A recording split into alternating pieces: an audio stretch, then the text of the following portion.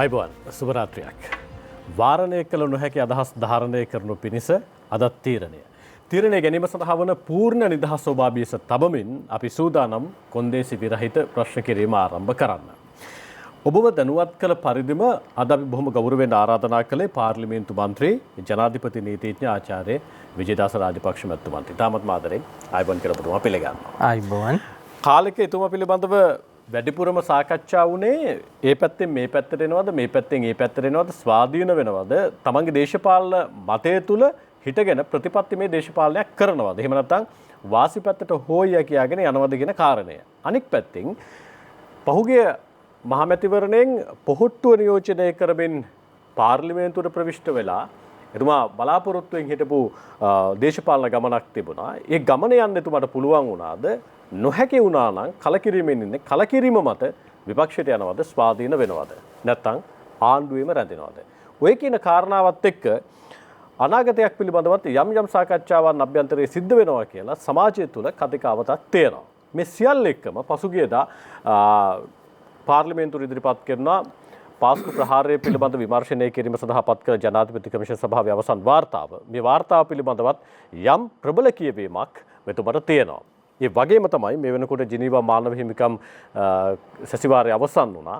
ශ්‍රී ලංකාව විශේෂෙහි අභියෝගයක් තියලා තියෙනවා. ඒ පිළිබඳවත් ජාත්‍යන්තර දේශපාලන ක්‍රියාවලිය තුල සහ අපේ රටේ නෛතික ක්‍රියාවලිය තුල ඒත් එක්කම ජාත්‍යන්තර නෛතික ක්‍රියාවලිය තුල මේ ජිනීවා මානව හිමිකම් කවුන්සිලයේ ගත්ත තීන්දුව රටේ හෙට දවසට කොයි විදිහට බලපායිද මේ කියන කාරණා සම්බන්ධයෙන් සහ පවතින දේශපාලන ව්‍යාකූලත්වය පිළිබඳ කැළඹීම පිළිබඳව සහ එතුමාගේ ස්ථාවරය පිළිබඳවත් අපි අද කොන්දේසි විරහිතව ප්‍රශ්න කරන්න ලෑස්තියි.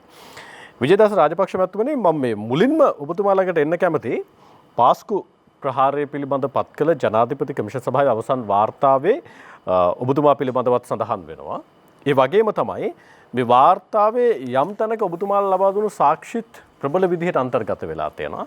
ඔබතුමා පාස්කු ප්‍රහාරය සිද්ධ වෙන්න කලින් පවුල් 4ක 32 දෙනෙක් සම්බන්ධයෙන් පාර්ලිමේන්තුවේ ප්‍රබල හෙළිදරව් කිරීමක් කරනවා.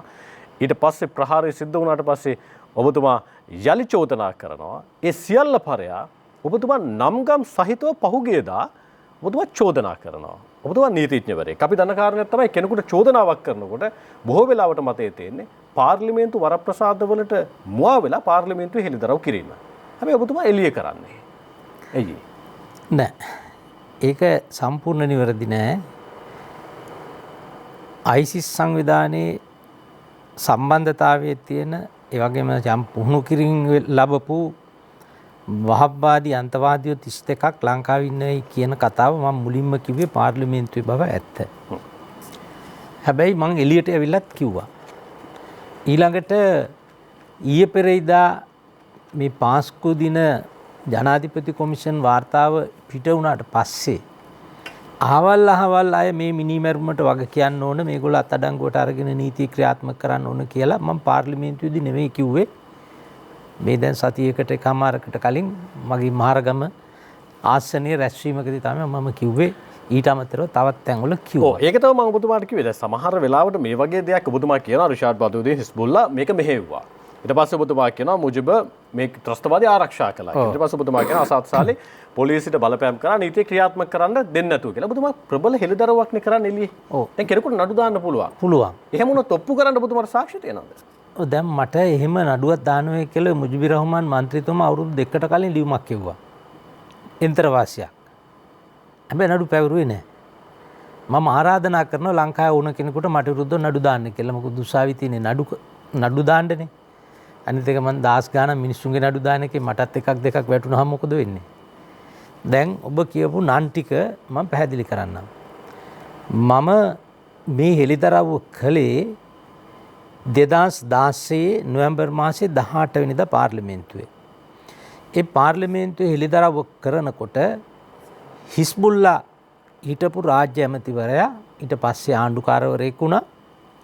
ඔහු පාර්ලිමේන්තුව තුල මේක සම්පූර්ණයෙන් ප්‍රතික්ෂේප කරලා ඕක අපේ තරුණයෝ හෙට අනිද්දා අවියායුධ ගන්නවා කියලා.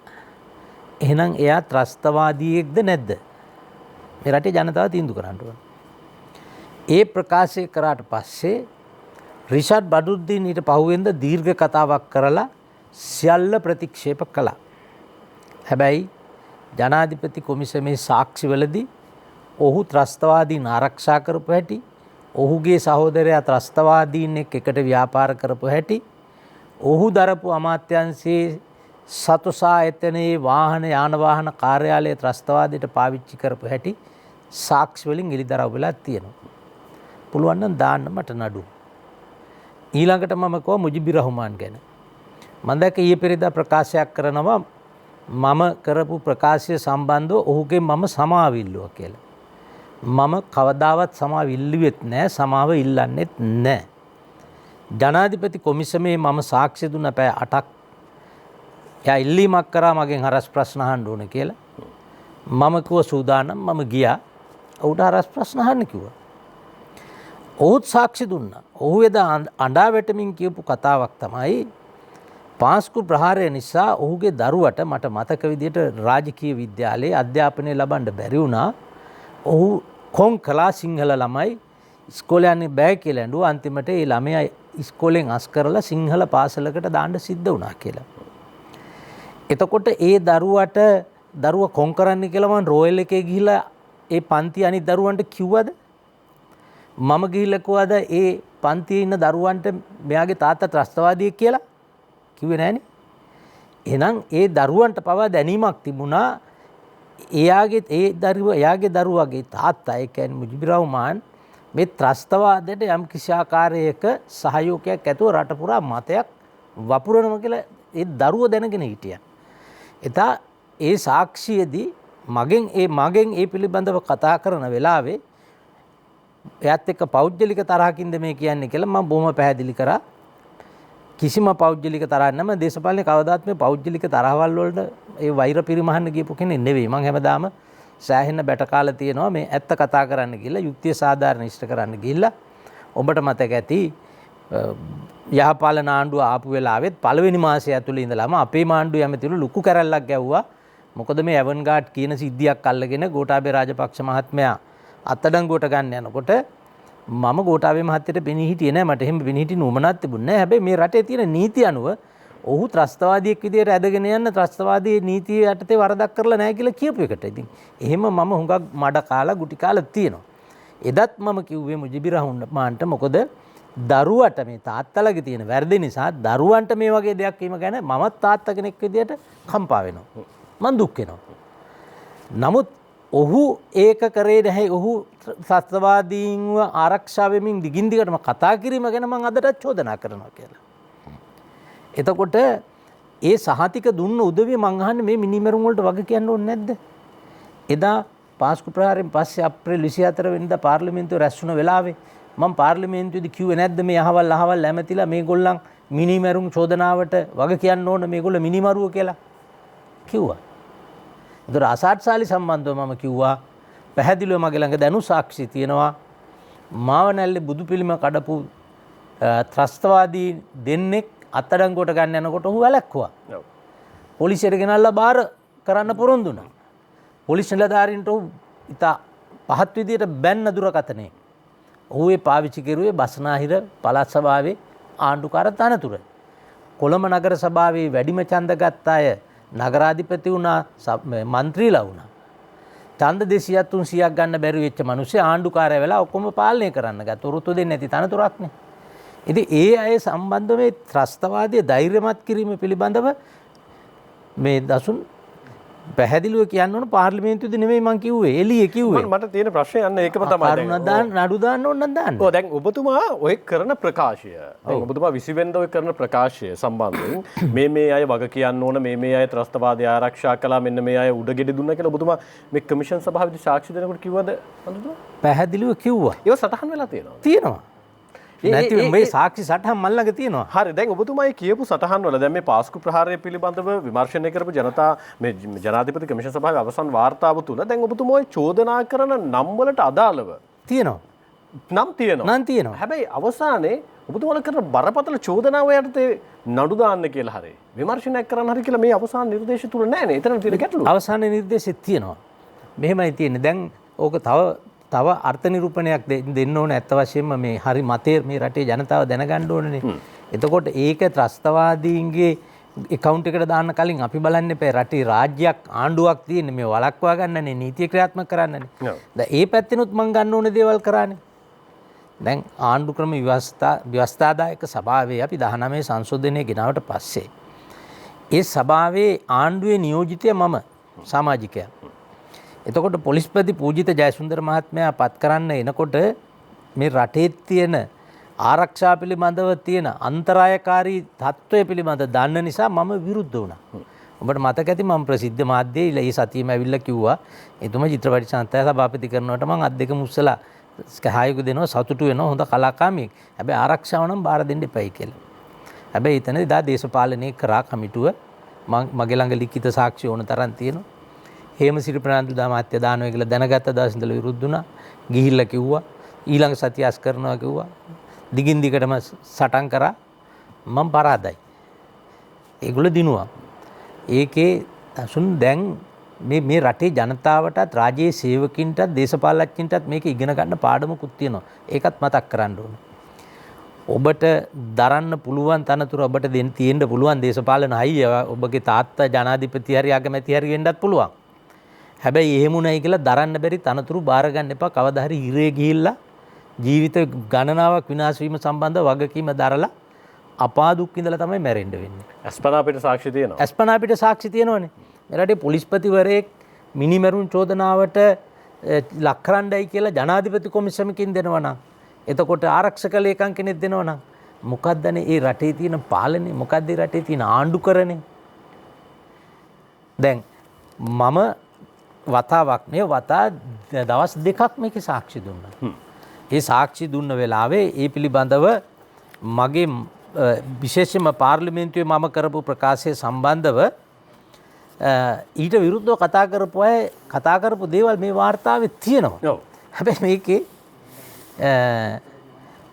එක සටහනකට මම කැමති මේ දසුනාට පෙන්වන්න මේක 157 පිටුවේ.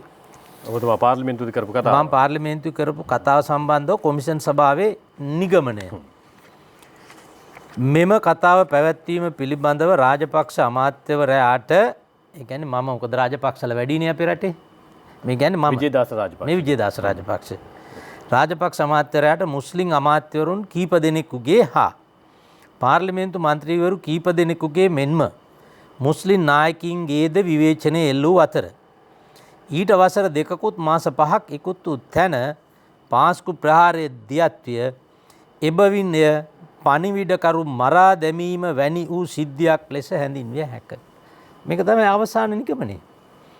දැන් මට ගල් ගහලා වෙඩි තියලා මැරුවා නම් පාස්කු ප්‍රහාරයක් වෙන්නේ නැහැ කියන මතේ සියලුම රජයේ වගකිය යුතු නායකයෝ සහ නිලධාරී කටයුතු කරලා තියෙනවා. ඒකේ ප්‍රතිඵලයට තමයි ඒක නිසා තමයි එදා පොලිස් ප්‍රතිපත් කරද්දී මම පැහැදිලිව අගමැතිට තර්කයක් ඉදිරිපත් කරා විරෝධයක් ඉදිරිපත් කරලා කිව්වේ මේ තනතුර දේශපාලන පක්ෂ ભેද අනුව දෙන්න එපා. බැරි වෙලාවත් මේක දුන්නොත් ඔබතුමාලාට කවදා හරි ලොකු වන්දියක් ගෙවන්න වෙනවා. හැබැයි වන්දිය ඒව මෝඩ තීන්දුව ගත්ත උදවිය ගෙවුවා නම් මම නම් දුක් වෙන්නේ නැහැ. ගෙවන්න උනේ පාස්කු ඉරිදා අර අසරණ මිනිස්සු 271ක් අපේ වාර්තාව අනුව මම අද දැක්ක ජාත්‍යන්තරේ වාර්තා අනුව ජිනීව වාර්තා අනුව 277ක් එදා පල්ලිවල හෝටල් වල බිලි වුණා. අපේ වාර්තා අනුව 506කට තුවාල වුණා. ජාත්‍යන්තර වාර්තා අනුව 576කට තුවාල වෙලා තියෙනවා. කවුද මේකට වග කියන්නේ? ඔබතුමා දැන් මේකට වග කියන අය පිළිබඳව මේ විමර්ශන වාර්තාවේ නිර්දේශ තුල තියෙනවා පිළිබඳව යම් ගැටලුවක් තියෙනවා. විවේචන තියෙනවා. ඔබතුමා පිළිගන්නවද මේකේ තියෙන නිර්දේශ? නෑ මේක ගැටලුවක් නෑ. මේක මේ වාර්තාව ගැන ඔබතුමා මේ වාර්තාව පිළිගන්නවද? ඒ කියන්නේ මේක සර්ව සම්පූර්ණ වාර්තාවක් කියන තැනද ඔබතුමා ඉන්නේ? මෙමය වාර්තාව පිළිනොගන්නේ වාර්තාව පිළිබඳව අවබෝධයක් නැති අය. මෙතන වාර්තාව පිළිගන්නවද නැද්ද කියලා ගැටලුවක් නෑ. මේ වාර්තාව ඇවිල්ලා මේ රහස් පොලිස් වාර්තාවක් නෙවෙයි. විවෘත අධිකරණයක් වැනි ජනාධිපති කොමිෂන් සභාවක වාර්තාවක්. අධිකරණයට කවුරු හරි සාක්ෂි ඉදිරිපත් කරොත් නේ නිගමනයක් දෙන්නේ. එතකොට මේ ඉදිරිපත් කරපු සාක්ෂි අනුව කොමිෂන් සභාව වාර්තාව දීලා තියෙනවා. කොමිෂන් සභාවම කියනවා මේක අවසානාත්මක මේක අංග සම්පූර්ණ නැහැ. එහෙනම් තව හොයන්න තැන් කීපයක් තියෙනවා. ඒ බලය කොමිසමට නැහැ. ඒ බලය පොලිසියට තියෙනවා. මේ කොමිසම ඕනම නැහැ. මම ඉදිරිපත් කරපු කරුණ තමයි මේ කොමිසම ඕනම නැහැ අපේ පොලිසිය ප්‍රමාණවත්. හැබැයි පොලිසියට මේක කරන්න දුන්නේ නැහැ. එක පැත්තකින් දවස් 8ක් යනකම් බී වාර්තාව ඉදිරිපත් කරේ නැහැ. ඒ බී වාර්තාවෙත් කියනවා මේ අපි මේක ඉදිරිපත් කරන්නේ පාර්ලිමේන්තු මන්ත්‍රී විජේදාස රාජපක්ෂගේ පැමිණිල්ල උඩ. නැත්නම් අපේ රටේ පොලිසිය දන්නේ නැහැ කොච්චි කඩේ කිංස්බරි එකේ බෝම්බ පිපිරුවා කියලා දන්නේ නැහැ. දෙක පාර්ලිමේන්තු තේරීම්කාරක සභාවක් දාලා මේකට සම්බන්ධ දේශපාලන නායකත්වයට සුදුහුණු ගාලා චරිත සාතික දුන්නා. තුන පොලිසියේ උසස් නිලධාරීනුත් මේ චෝදනාවට ලක් වෙන නිසා ඔවුන්ටත් මේ වගකීම් පැවරෙන නිසා ඔවුනුත් මේකෙන් කරහැරියා. ඉතින් ඒක නිසා තමයි කොමිසමක් දාන්නයි කියලා මමත් බල කරා හිටපු ජනාධිපතිතුමාට ඒ අනුව එතුමා මේ කොමිසම පත් කරේ. දැන් මේ කොමිසමේ ඔබ කිව්වා හරි දසුන් මේක හිස්තැන් කීපයක් තියෙනවනේ. දැන් බලමු මොනවද මේ තියෙන හිස්තැන්. මේ වාර්තාව අනුව පාස්කු ප්‍රහාරයට සම්බන්ධ මියගිය අය හැරුණම තව 4 දෙනෙක් ජීවතුන් අතර ඉන්නවා. එතකොට එක්කෙනෙක් තමයි මේ නව්ෆර් කියන කෙනා, තවත් කෙනෙක් ඉන්නවා සාෆික් ඉන්නවා. ඒ දෙන්න දැනට ඉන්නේ අත්අඩංගුයි. මිල්හාන් ඉන්නවා, ඔහු ඉන්නේ කටාර් රාජ්‍ය අත්අඩංගුයි. අබු අබ්දුල්ලා තමයි මේ සියල්ලම මෙහෙවන්න දාය නායකත්වය දුන්න මිනිහා. ඒ මිනිහා ඉන්නවා ඕස්ට්‍රේලියාවේ. මිනිහට රුසියාට විරුද්ධව කිසි දෙයක් කරලා නැහැ. හැබැයි පෞගේ දවස්වල මම මේ පිළිබඳව ලිව්වා, කතා කරා. දැන් මට ආරංචියක් ආවා ඒ පිළිබඳව නීතිපතිතුමා උපදෙස් දීලා තියෙනවා කියලා පොලිසියට. දැන් එහෙනම් ඊළඟට තියෙන්නේ මොනවද මේක තව හොයන්න? ඊළඟට තියෙන එක තමයි කවුද මේගොල්ලෝ මෙහෙව්වේ? කොතනද මේකේ තියෙන දේශපාලන බලල් අත? ඒක මේකේ නෑනේ. ඒක හොයන්න තමයි අපේ රටේ CID එකක් තියෙන්නේ.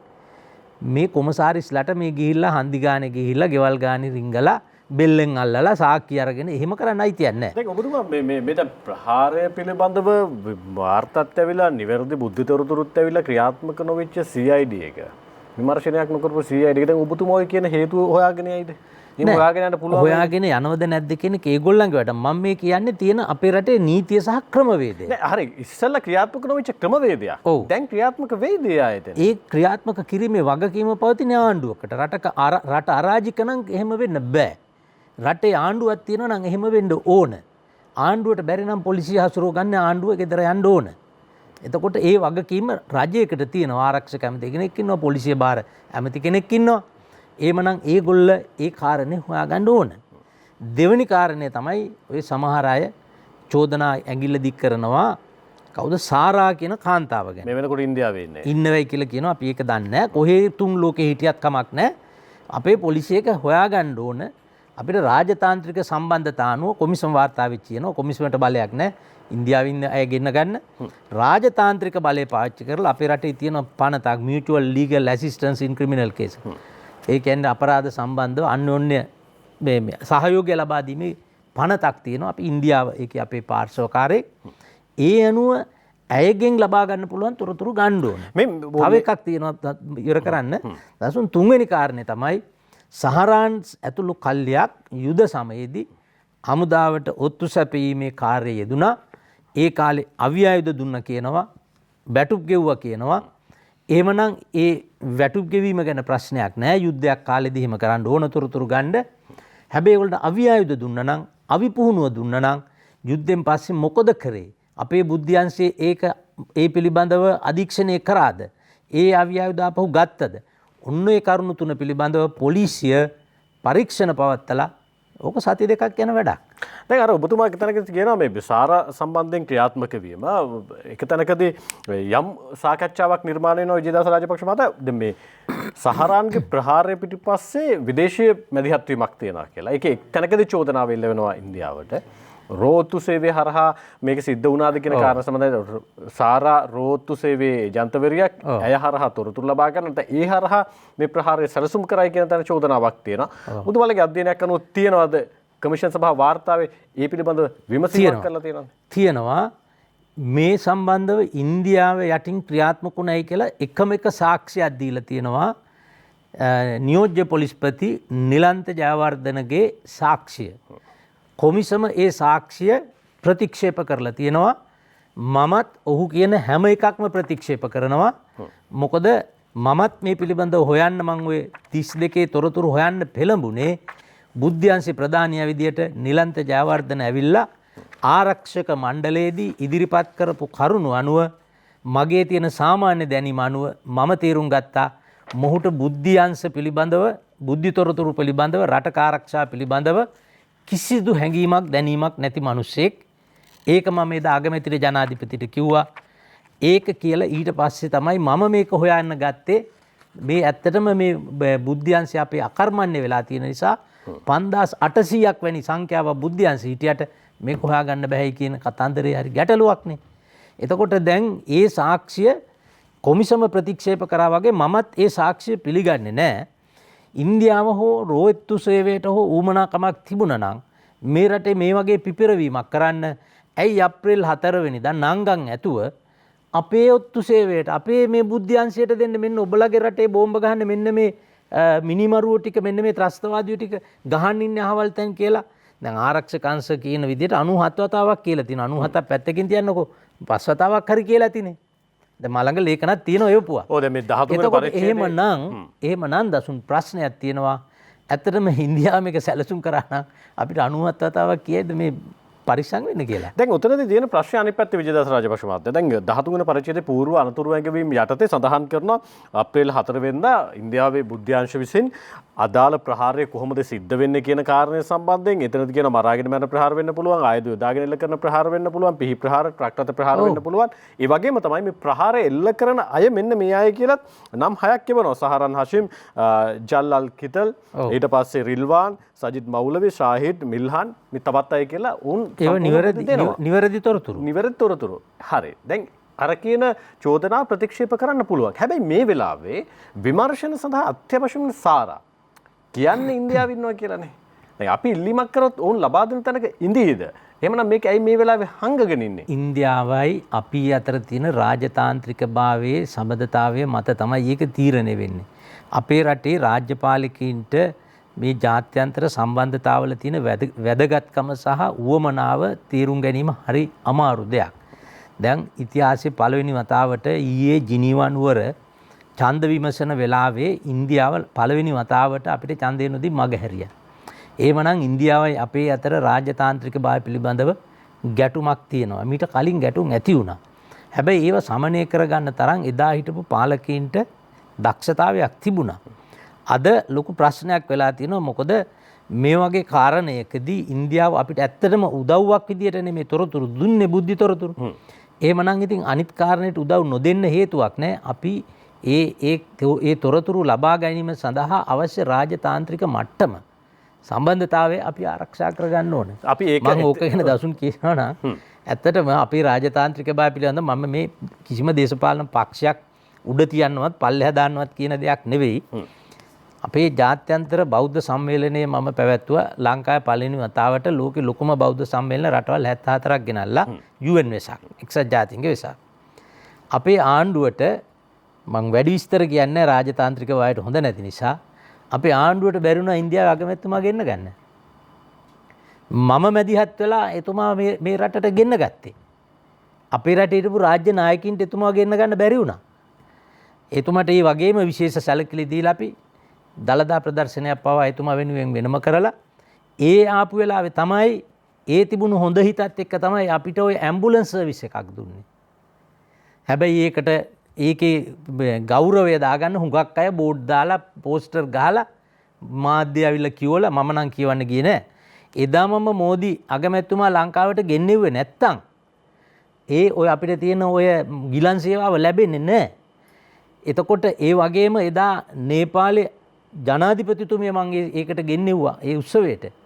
අද බලන්න නේපාලය ඉන්දියාව අපිට ඉතාමත් වැදගත් අපිට හැමදාම උදව් කරපු ඉන්දුනීසියාව කොරියාව ජපානය කෝ අපිටද? ඒක කොතනද එහෙම උනේ? ඇයි කොතනද වැරදුනේ කියන කාරණේ සම්බන්ධයෙන් අපි ජිනීවා වලට එනකොට විජේදාස රාජපක්ෂතුමා කතා කරමු. ඊට කලින් දැන් මේ වාර්තාව සම්බන්ධයෙන් තියෙන සාකච්ඡාව අපි ඉතින් අවසන් කරමු විජේදාස රාජපක්ෂතුමා. දැන් මේකේ එක් තැනකදී චෝදනා කරනවා ඔබතුමා පණවිඩකරු විදියට හඳුන්වනවා. පාර්ලිමේන්තුවේ ඔබතුමාට ලැබුච්ච ප්‍රතිප්‍රහාර වෙනුවෙන් ඔබතුමා සඳහන් කරන වාර්තාවෙම පණවිඩකරුවට වෙඩි තබන්න. ඒක තමයි අපේ රටේ විසඳුම. ඔව් විමල් වීරවංශ මහත්මයා එක තැනකදී සඳහන් කරනවා. දැන් මේ සම්බන්ධයෙන් ඔබතුමා වගේම කියපු බෞද්ධ බලවේග තියෙනවානේ. ඥානසාර හාමුදුරුවෝ සම්බන්ධයෙන් ඥානසාර හාමුදුරුවෝ මේ පිළිබඳව යම් හෙළිදරව් කිරීමක් කළා. සෑහෙන කතා කළා. හැබැයි මේකේ CRP පන්ත යටතේ නඩු දාන්න නිර්දේශ කරලා තියෙනවා. සාධාරණද? දැන් සසුන් අනිත් ඒවා මම අව탁සීරු කරනව නෙවෙයි අනිත් අයගේ කතාවල්. හැබැයි මම මේ NGO එකක් විදියටවත් නිකන් ආගමක් ජාතියක් නියෝජනය කරන විදියටවත් නෙවෙයි මම ප්‍රකාශය කරේ මුළු රටම ලෝකෙම දන්නවා මම මේ ප්‍රකාශය කරේ මේ රටේ වගකිය යුතුම අමාත්‍යවරයෙක් විදියට අධිකරණ සහ බුද්ධ ශාසන. ඔව්. ඒතර ඒ ප්‍රකාශය කරේ පාර්ලිමේන්තුවේ. එතකොට අඩු ගානේ ඒ වගේ ප්‍රකාශයක් පිළිබඳව හරි කරුණු සොයා බැලීමේ වගකීම රාජ්‍ය පාලකයින්ට අපේ රටේ නීතිය ක්‍රියාත්මක කරන ආයතන වලට නැද්ද? දෙවැනි එක මම දකින විදියට මේ පිළිබඳව හුඟක් විවේචන ඉදිරිපත් කෙරුවා ශ්‍රී ලංකා නිදහස් පක්ෂෙත් කෙරුවා මං හිතන්නේ ඒගොල්ලන් මේ හුඟක් ඉක්මන් වුණා. මේ වාර්තාවේ තියෙන්නේ නඩු දාන්න කියලා නෙවෙයි. ඒ සඳහා නඩු දැමීම සඳහා සුදුසු මට්ටමක් තියනවද කියලා මේකේ සාක්ෂිත් අරගෙන මොකද නීතිපතිට මේ කොමිසමට කියන්න බෑ නීතිපතිට අහවල් දෙය කරන්න කියලා. මොකද මේක ෆැක්ට් ෆයින්ඩ් ඉන්නේ. ඒක කියලා තියෙන්නේ නීතිපතිතුමාට සලකා බලන්න කියලා. නඩු දැමීමේ අධිකාරිය තියෙන්නේ නීතිපතිතුමාට. හැබැයි සුදුසුයි කියලා යෝජනා කරලා තියෙනවා. යෝජනා කරන්න පුළුවන්. හැබැයි අවසාන වශයෙන් මේ යෝජනාව අනුවම කටයුතු කරන්න නීතිපතිතුමා බැඳිලා නැහැ. නීතිපතිතුමාත් අපේ ශ්‍රේෂ්ඨාධිකරණයේ අගවිනිසුරුතුමා වගේදී. එයා විනිසුරුවරයෙක් නොවුනට නීතිපති දෙපාර්තමේන්තුව කියන එක සුද්ධ වූ ආයතනයක්. ඒ කියන්නේ ඔබතුමා මමත් ඒ කාලේ ගොඩක් ගුටි කෑවේ බැනුම් ඇහුවේ මම මේක ස්වාධීන භාවය ආරක්ෂා කරපු නිසා. ඔව් දැන් ඒ කියන්නේ ඔබතුමා කියන්නේ දැන් මේකේ තියෙන නිර්දේශ ක්‍රියාත්මක කළත් එකයි නොකළත් එකයි. නෑ. එහෙම නෙවෙයි. අනිවාර්යෙන් මේ තියෙනවට මම කියන්නේ මේ වාර්තාවේ තියෙනවට වැඩිය එහාට ගිහිල්ලා ක්‍රියාත්මක කරන්න ඕනේ. ඒ බලය තියෙන්නේ නීතිපතිට. හැබැයි නීතිපතිට ඒක කරන්න බෑ පොලිසිය හරි ඉන්වෙස්ටිගේෂන් විමර්ශන කරලා දෙන්නේ නැත්තම්. ඒතර පොලිසිය එක කරන්නේ නැත්නම් දේශපාලන බලය අධිකාරියට තමයි බලය තියෙන්නේ. ඒ නිලධාරිය කරන්නේ නැත්නම් ඒ පොලිස්පති කරන්නේ නැත්නම් එල්ලවලා දාන්න ඕනේ. දැන් විජේදාස දාලා හරි මිනිස්සු දාලා හරි නිලධාරිපත් කරලා ඒක කරන්න ඕනේ. විජේදාස රාජපක්ෂ මහතා දැන් මෙතනදී ප්‍රබල චෝදනාවක් කෙල්ල වෙන දැන් අපි බහු ආගමික බහු සංස්කෘතික රටක් බහු ආගමික රටක්. එතකොට දැන් මෙතනදී ප්‍රබලව චෝදනා එල්ල වෙන්නේ රිෂාඩ් බදරුද්දීන් හිස්බුල්ලා මුජිබ අසද් සාලේ. අපේ රටේ මුස්ලිම් ප්‍රජාව නියෝජනය කරන දේශපාලඥයන් වෙනකොට. දැන් යම් තැනකදී මේ චෝදනාව මත පදනම් වෙලා අපි එක තැනකදී ඔවුන් වෙනුවෙන් මේ නිර්දේශ මත ක්‍රියාත්මක වෙන්න ගිහිල්ලා අධිකරණ ක්‍රියාමාර්ගයක් හෝ නීතිමය ක්‍රියාමාර්ගයක් ගන්න ගියොත් කැළඹීමක් ඇති වෙන එකක් නැද්ද? එතන ඒක සමහන් කරගෙන ක්‍රියාත්මක වෙන්න තියෙන එහෙනම් ඔබ මේකටත් උත්තර දෙන්නකෝ. LTT කාලේ මිනිමරපෝ මිනිස්සු 300කට වැඩිය හිරේ දැම්මා නඩු ඇහුවා සමහරු නිදහස් වුණා සමහරු එල්ලුම් ගහට නියමුණා සමහරු තාමත් හිර දඬුවම් විඳිනවා. එතකොට ඒකෙන් අපි දෙමළ සමාජය මර්ධනය කරාද? 1988-89 ජනතා විමුක්ති පෙරමුණේ තරුණ කැරැල්ලත් එක්ක මේ රටේ මිනිස්සු 60000ක් මැරුණා. ඒවට අදාළ මිනිස්සු අල්ලලා හිරේ දැම්මා, එල්ලුම් ගහට නියම කරා හිරේ දැම්මා. ජනතා කැළඹිල්ලක් ඇති වුණාද? මේක මේ මුස්ලිම් ජනතාවගේ සිංහල ජනතාවගේ ප්‍රශ්නයක් නෙවෙයි. රටක නීතියක් තියෙනවා. හැබැයි දැන් ඔබතුමෝ කියන කාරණේ මේ ආණ්ඩුවට මේ කරන බලපෑම. හරි අපි කියමු මේකේ අවසන් වාර්තාව නිර්දේශ වෙනවා. හැබැයි ඕක දැන් මේ ආණ්ඩුව ක්‍රියාත්මක කරන්න ගියොත් මේ චෝදනාවක් එල්ල වෙන්න පුළුවන් මේ ආණ්ඩුව. හැබැයි කොතනකදවත් අපි දන්නවනේ දැන් මේ වාර්තාව වෙන්න කලින් විජේදාස රාජපක්ෂ මහත්මයා හිටපු ජනාධිපතිතුමා මානවඩු කමිටුව පත් කරනවා. ඊට පස්සේ හිටපු ජනාධිපතිතුමා ආයේ තේරීම් කාරක සභාවක් පත් කරනවා. පාර්ලිමේන්තු තේරීම් කාරක සභාව. අගමැතිතුමා තේරීම් කාරක සභාව පත් කරන්නේ අගමැතිතුමා ජනාධිපතිගේ අදහසට විරුද්ධව. ජනාධිපතිතුමා කමිටුවක් දැම්මා නිල නොවන කමිටුවක් මලල්ගොඩ විනිසුරුතුමාගේ කමිටුව. ඒක අපිට ප්‍රමාණවත් වෙන්නේ නැති නිසා තමයි අපි කිව්වේ නිල වශයෙන් කොමිෂන් සභා පනත යටතේ දාන්න කියලා. මෙතන දසුන් ඇත්තටම මේක නීතිය ක්‍රියාත්මක කිරීම මගින් තමයි අපේ රටේ සහෝදර මුස්ලිම් ජනතාවට යුක්තිය ඉටු වෙන්නේ. මේ ඇත්ත ත්‍රස්තවාදීන් අල්ලලා ඇත්ත ත්‍රස්තවාදීන් කවුද කියලා හෙළිදරව් කරලා නඩු දාලා නීතිය ක්‍රියාත්මක කරපුවම තමයි අර මුස්ලිම් ජනතාවට අපේ රටේ අනෙකුත් ජන කොටස් වැරදි විදිහට ඔක්කොම ත්‍රස්තවාදී ලේබලයක් ත්‍රස්තවාදී කණ්ණාඩියකින් බලන්න යන්නේ.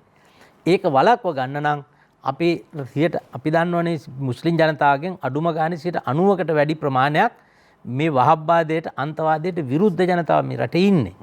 ඒක නිසා මේ 50ක් 100ක් 200ක් වෙන්න පුළුවන් මේ කරපු අපරාධය නිසා මුළු මුස්ලිම් සමාජයට දඬුවම් දීලා දැන් තියෙන්නේ. මුස්ලිම් සමාජයේ කෙරෙහි වපරහෙන් බලන තත්ත්වයක් ඇතිලා තියෙන්නේ. අපි ඒ ජනතාව මුදව ගන්න ඕන.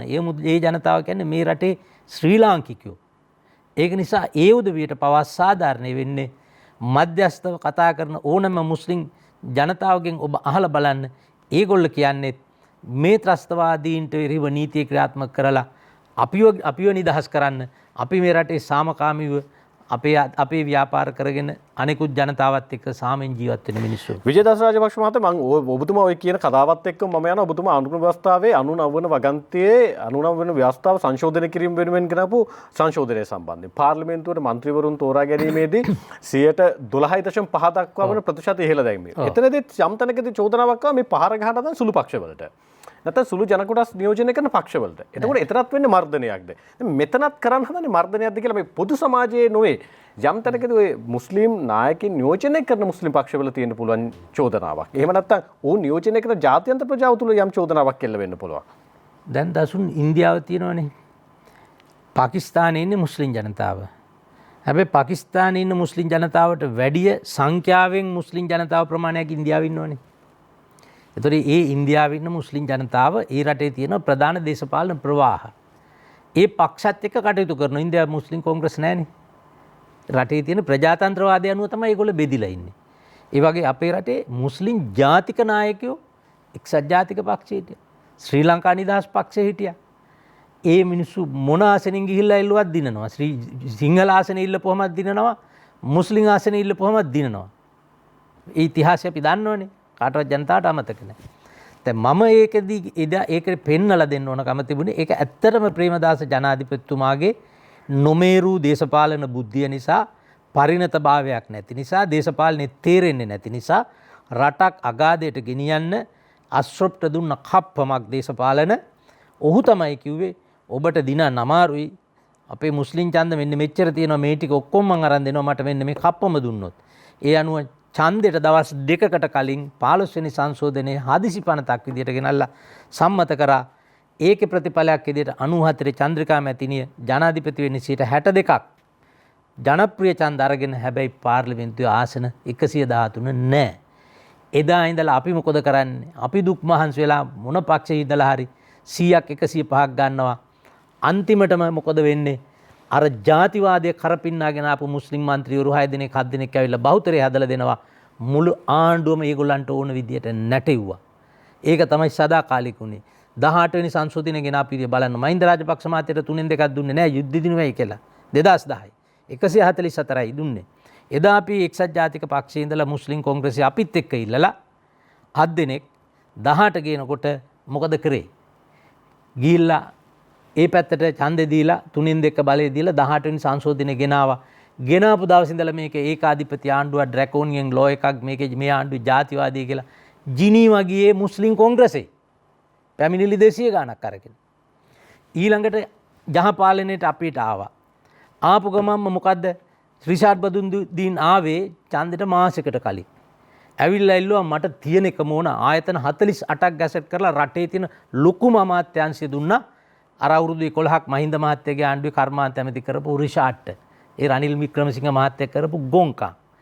ඊළඟට රවුෆ් හකීම් එන්නේ නැහැ කියලා ඉඳලා ජනවාරි දෙසැම්බර් 8 වෙනිදා නාම යෝජනා බාර දුන්නා අපි දෙසැම්බර් 1 වෙනිදා ඒතද කියන්නේ දවස් 8කට කලින් තමයි අපිට ආවේ. ඒ ආපුවම ඒ අමාත්‍යවරු ඉල්ලන ඔක්කොම ටික දෙනවා. අන්තිමට අපි ආණ්ඩුව හදලා අවුරුදු ගාණක් බැට කාලා දුක් විඳලා ගමේ ඉඳලා විශාල ඡන්ද සංඛ්‍යා අරගෙන ආපු එක්සත් ජාතික පාක්ෂිකයෝ තුට්ටු දෙකට වැටුණා. ඒ මිනිසුන්ට හම්බුණා බෝට් ලෑලි අමාත්‍යවරු කියලා. එච්චරයි. ඉතින් මේක ජාතිවාදී නෙමෙයිද? ඉතින් මේක කතා කරන එකද ජාතිවාදී? අපි කියන්නේ මුස්ලිම් සහෝදර ජනතාවයි සිංහල සහෝදර ජනතාවයි අපි එකට ඉන්න ඕන. එක ගමනක් යන්න ඕනේ. දේශපාලන පක්ෂ ප්‍රතිපත්ති තියෙනවා. ඒක සමාජවාදී වෙන්න පුළුවන්, ධනවාදී වෙන්න පුළුවන්. මිනිසුන්ගේ අයිතිය ඒක. ඇත්තටම මේ අපරාධය කරන්න තව එක හේතුවක් තමයි 1970 ඉඳලා 77 දක්වා වැරදි පුජ්‍යලයකට සිරිමාව බණ්ඩාරනායක මැතිණිය අධ්‍යාපන ඇමතිකම දුන්නා. ඒ තමයි බදුර්දීන් මහමුත්. මේක කියනකොට ඔබ හිතයි මම ජාතිවාදී කියලා. මුස්ලිම් පොඩ්ඩක් ඉන්න. මුස්ලිම් ජනතාවත් හිතයි මම ජාතිවාදී කියලා. ඒ අධ්‍යාපන ඇමතිකම බදුර්දීන් මොහමඩට දුන්නා මුස්ලිම් ජාතියකට දුන්නා මොකද කියලා අහනවනේ. සාධාරණයිනේ. ඇත්තනේ. හැබැයි ප්‍රශ්නේ මොකද්ද? ඔබතුමාම කියන විදිහට. හරි. ඒක අසාධාරණයි. නෑ ඔබතුමාම කියන විදිහට. මේ වකවානු වෙනකොට සිංහල ඡන්දවලිනුත් මුස්ලිම් ඡන්දවලිනුත් කියන මේ සම්මිශ්‍රණය තුල නම් පාර්ලිමේන්තුවට යන්නේ. අසාධාරණයක් කරයි කියලා හිතන්න බෑනේ. ඒකනේ ඒක තමයි මම මේ දැන් සාධාරණ උණ හැටි කියන්නේ. යන්නේ මේක මිනිස්සු දන්නේ නෑනේ හුඟක් අය. එතුමා මොකද කරේ රටේ හැම තැනම පුළුවන් හැම තැනම ඇරිය වෙනම මුස්ලිම් පාසල්. එදා සිංහල ළමයයි දෙමළ ළමයයි මුස්ලිම් ළමයයි එකට එක ඉස්කෝලේ ඉගෙන ගත්ත කාලේ මේ අපි අතර ભેද තිබුණේ නැහැ. අපි ඔක්කොම එක්ක සම්මිශ්‍රණ වෙලා හිටියේ. මේක බිත්ති ගහලා වෙන් කරලා සිංහල ළමයට වෙන ඉස්කෝලයක් දෙමළ ළමයට වෙන ඉස්කෝලයක් මුස්ලිම් අයට වෙන ඉස්කෝල මේ ඉස්කෝල ටික අරගෙන ගියාට පස්සේ අපි අද වෙන් වෙලා. අපි ඒ ඉස්කෝලේ උගන්වන දේ දන්නේ නැහැ. සිංහල සමාජයේ මොන වගේද කියලා මුස්ලිම් දරුවා දන්නේ නැහැ. මුස්ලිම් සමාජයේ මොන වගේද කියලා අපේ දරුවෝ දන්නේ නැහැ. මද්රසා කියලා උගන්වන එකේ වෙනම තියාගෙන උගන්වන්නේ මොනවද කියලා දන්නේ නැහැ. ඉස්කෝලේ පන්තියේ සිලබස් එකේ සිලබස් එකට අවුරුදු 20ක් තිස්සේ හිමින් සීරුවේ. ඔය අර කියපු වකවානු ඉඳලා 88න් පස්සේ මුස්ලිම් ආගම පාසලේ උගන්වන විෂය නිර්දේශයේ උගන්වන්නේ අද මුස්ලිම් නෙවෙයි. හරි දැන් විජේදාස මේක අරන් බලන්නකෝ. ඒ උගන්වන්නේ වහබ්බාදේ. ඔව් දැන් ඔබතුමා ඔය කරන චෝදනාව මුස්ලිම් ඇමතිවරුන්ට හරි මුස්ලිම් മന്ത്രിවරුන්ට හරි කරන එක සාධාරණයිද කියන කාරණේ සම්බන්ධයෙන් ප්‍රශ්නාර්හයක් තියෙනවානේ. දැන් ඔබතුමා ඔය කියන විදිහට ඒ අය ක්‍රියාත්මක වෙන්නේ පාලන බලයේ ඉන්න අයගේ බලය තහවුරු කර ගැනීම වෙනුවෙන් යොදා ගැනීමක නම් ඔවුන්ගේ ක්‍රියාත්මක වීමේ තියෙන ගැටලුව මොකක්ද කියලා කෙනෙකුට ප්‍රශ්න කරන්න පුළුවන්. එතකොට මේ වැරද්ද කරලා තියෙන්නේ පාලනයේ හරියම ක්‍රියාත්මක ජනාධිපතිවරයා අගමැතිවරයා හරිනේ. ඒ කාලේ හිටිය අගමැතිනේ. ඒක තමයි අගමැතිවරයෙකුට ජනාධිපතිවරයෙකුට වගකීමක් තියෙන්නේ. යම් විෂයකට අමාත්‍යවරයෙක් දානකොට ඒකට වගකීමක් දරන්න පුළුවන් කෙනෙක් දාන එක. දසුන් දැන් ඕක සිංහල එක්කෙනෙක් කරොත් එම. දැන් බදුදින් මොහොම පැත්තක තියන්නකෝ කවුරු හරි රාජපක්ෂ කෙනෙක් කෙරුවා කියමුකෝ. එතකොට එයාත් ගිහිල්ලා ඇරලා තියෙනවා සිංහල ඉස්කෝලේ වෙනමයි දෙමළ ඉස්කෝලේ වෙනමයි මුස්ලිම් ඉස්කෝලේ වෙනමයි. ඒ වෙන්නේ තෝකනේ. ඒක නිසා මේ ඇමති මුස්ලිම් වෙච්ච නිසා කියන කතාවක් නෙමෙයි මේ රටේ වෙච්ච දේ ගැන කියන්නේ මේ.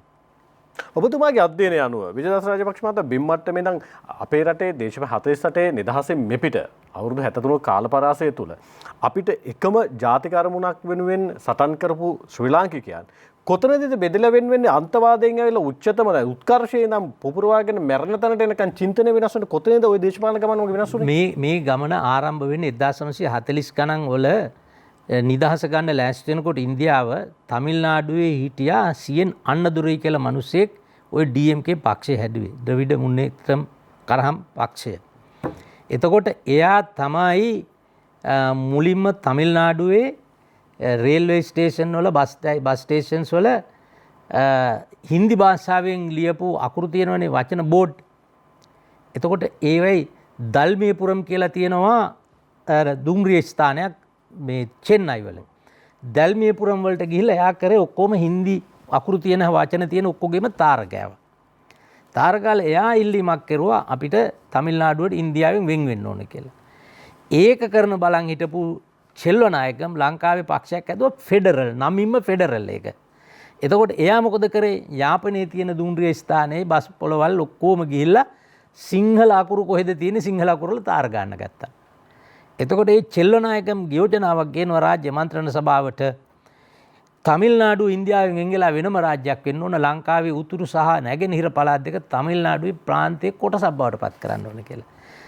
එතකොට සීඑන් අන්නදුරේ කාලයක් යනකොට දැනගත්තා ඔව් ගැහුවා මුළු රටේ මුළු තමිල්නාඩුවේ හැම තැනම ඉන්දියාව දිනේවා හින්දි භාෂාව බංග වේවා කියලා. එහෙම ගහපු මිනිස්සයා එදා නේරුතුමා බුද්ධිමත් රාජ්‍ය නායකයෙක් විදිහට කතා කරලා සාකච්ඡා පවත්වලා ඔහු එහි මහ ඇමතිවරයා කරලා ඒ රජයේ ඒ තමිල්නාඩුව ආණ්ඩුවෙන් කැඩී යාමේ තර්ජනයෙන් ඉවත් කරගත්තා. හැබැයි අපේ ෆෙඩරල් පක්ෂයේ ඒ දෙමළ නායකයෝ ඒකෙන් ඈත් උනේ නැහැ. තාමත් ඒගොල්ලෝ ඒ ගමන යන්නේ. ඊළඟට අනිත් එක තමයි මුස්ලිම් ජනතාව ભેදයකින් තොරව අපිත් එක්කම හිටපු ජනතාව ඔය ජාතිවාදී පක්ෂය හදපු දවස් ඉඳලා තමයි මුස්ලිම් ජනතාව මේ අපෙන් ඈත් උනේ. එතකොට අපේ රටේ හිටපු ACS හමීඩ් මහත්තයාට MH මොහමඩ් මහත්තයාට පෞසි මහත්මයාට අබුසාලි ඔය ඔක්කොටම කොහෙන් ඡන්දිල්ලවත් ඒ කාලේ දිනනවා. සිංහල මිනිස්සුන්ට වැඩිය සිංහල දේශපාලන නායකින්ට වැඩිය ඒගොල්ලත් එක්ක ඒගොල්ලන්ට කැමැත්තක් දක්වපු අය හිටියනේ. ඒගොල්ලන්ට ආදරය කරපු අය හිටියනේ. අපිත් ඒගොල්ලෝ ඇසුරු කරලා තියෙනවනේ. ඉතින් ඇයි ඒ තිබිච්ච උසස් සංස්කෘතිය අපි විනාශ කරගත්තේ? අන්නේ විනාශනේ කොතෙන්ද විජේදාස? දේශපාලන නායකයෝ තාම මේ රටේ ඡන්ද කිට්ටු වෙනකොට දකුණේ ජාතිවාදය අවශ්‍යනවා. සිංහල ඡන්ද වලින් ඡන්ද ගන්න පුළුවන්, දිනන්න පුළුවන් කියලා හිතනවා. ඒකම කරනවා. කර හිටිය 1940 ගණන් වල ඉඳලම උතුරේ දෙමළය. අදත් ඒක බලන්නද පාර්ලිමේන්තුවේ ද්‍රවිඩ මන්ත්‍රී ඔක්කොම නෙවෙයි. පරණ කණ්ඩායම තාම ජාතිවාදයේ තමයි කතා කරන්නේ. රටේ වෙන මුකුත් ප්‍රශ්නයක් නැහැ. උතුරේ ජාතිවාදයේ ප්‍රශ්න විතරයි ඒගොල්ලන්ට තියෙන්නේ. දැන් ඔය මුස්ලිම් පක්ෂ ජාතිවාදී විදියට හදපු දවස් ඉඳලා අද ඒගොල්ල කතා කරන්නේත් ඒගොල්ලන්ගේ ජනතාවට ගිහිල්ලා කියන්නේත් අපිට මේ වගේ අසාධාරණකම් තියෙනවා. එහෙම නැත්නම් අපි මේ දේවල් කරනවා. අපි මේක ඉවරනාට පස්සේ ඡන්ද ඉවරනාට අහවලුත් එක්ක ආණ්ඩුව කරන්න ඕන. එක පොරොන්දු දීලා ජනතාව අර වෙන කෙනෙකුට ඡන්දෙ නොදී තමන්ගේ ජාතිවාදී මතය තුල ඉන්න පක්ෂයට විතරක් ඡන්ද ගන්න. ඉතින් මේ හැම පක්ෂ හැම ජාතික දේශපාලන නායකයෙක්ම ඕක කරන්නේ. ඕක මේ දේශපාලන අපේ දේශපාලන සංස්කෘතිය ඇතුලේ ඉන්න ඇමති කෙනෙකුට මන්ත්‍රී කෙනෙකුට මේක ඇවිල්ලා එළිය කතා කරන්න බෑ. මේ සංස්කෘතියට මම ගැලපෙන්නේ නැති කෙනෙක් නිසා මට කතා කරන්න පුළුවන්. අපිට විරාමයකට අවසර දෙන විරාමෙන් පස්සේ යලි මුණ ගැහිමු.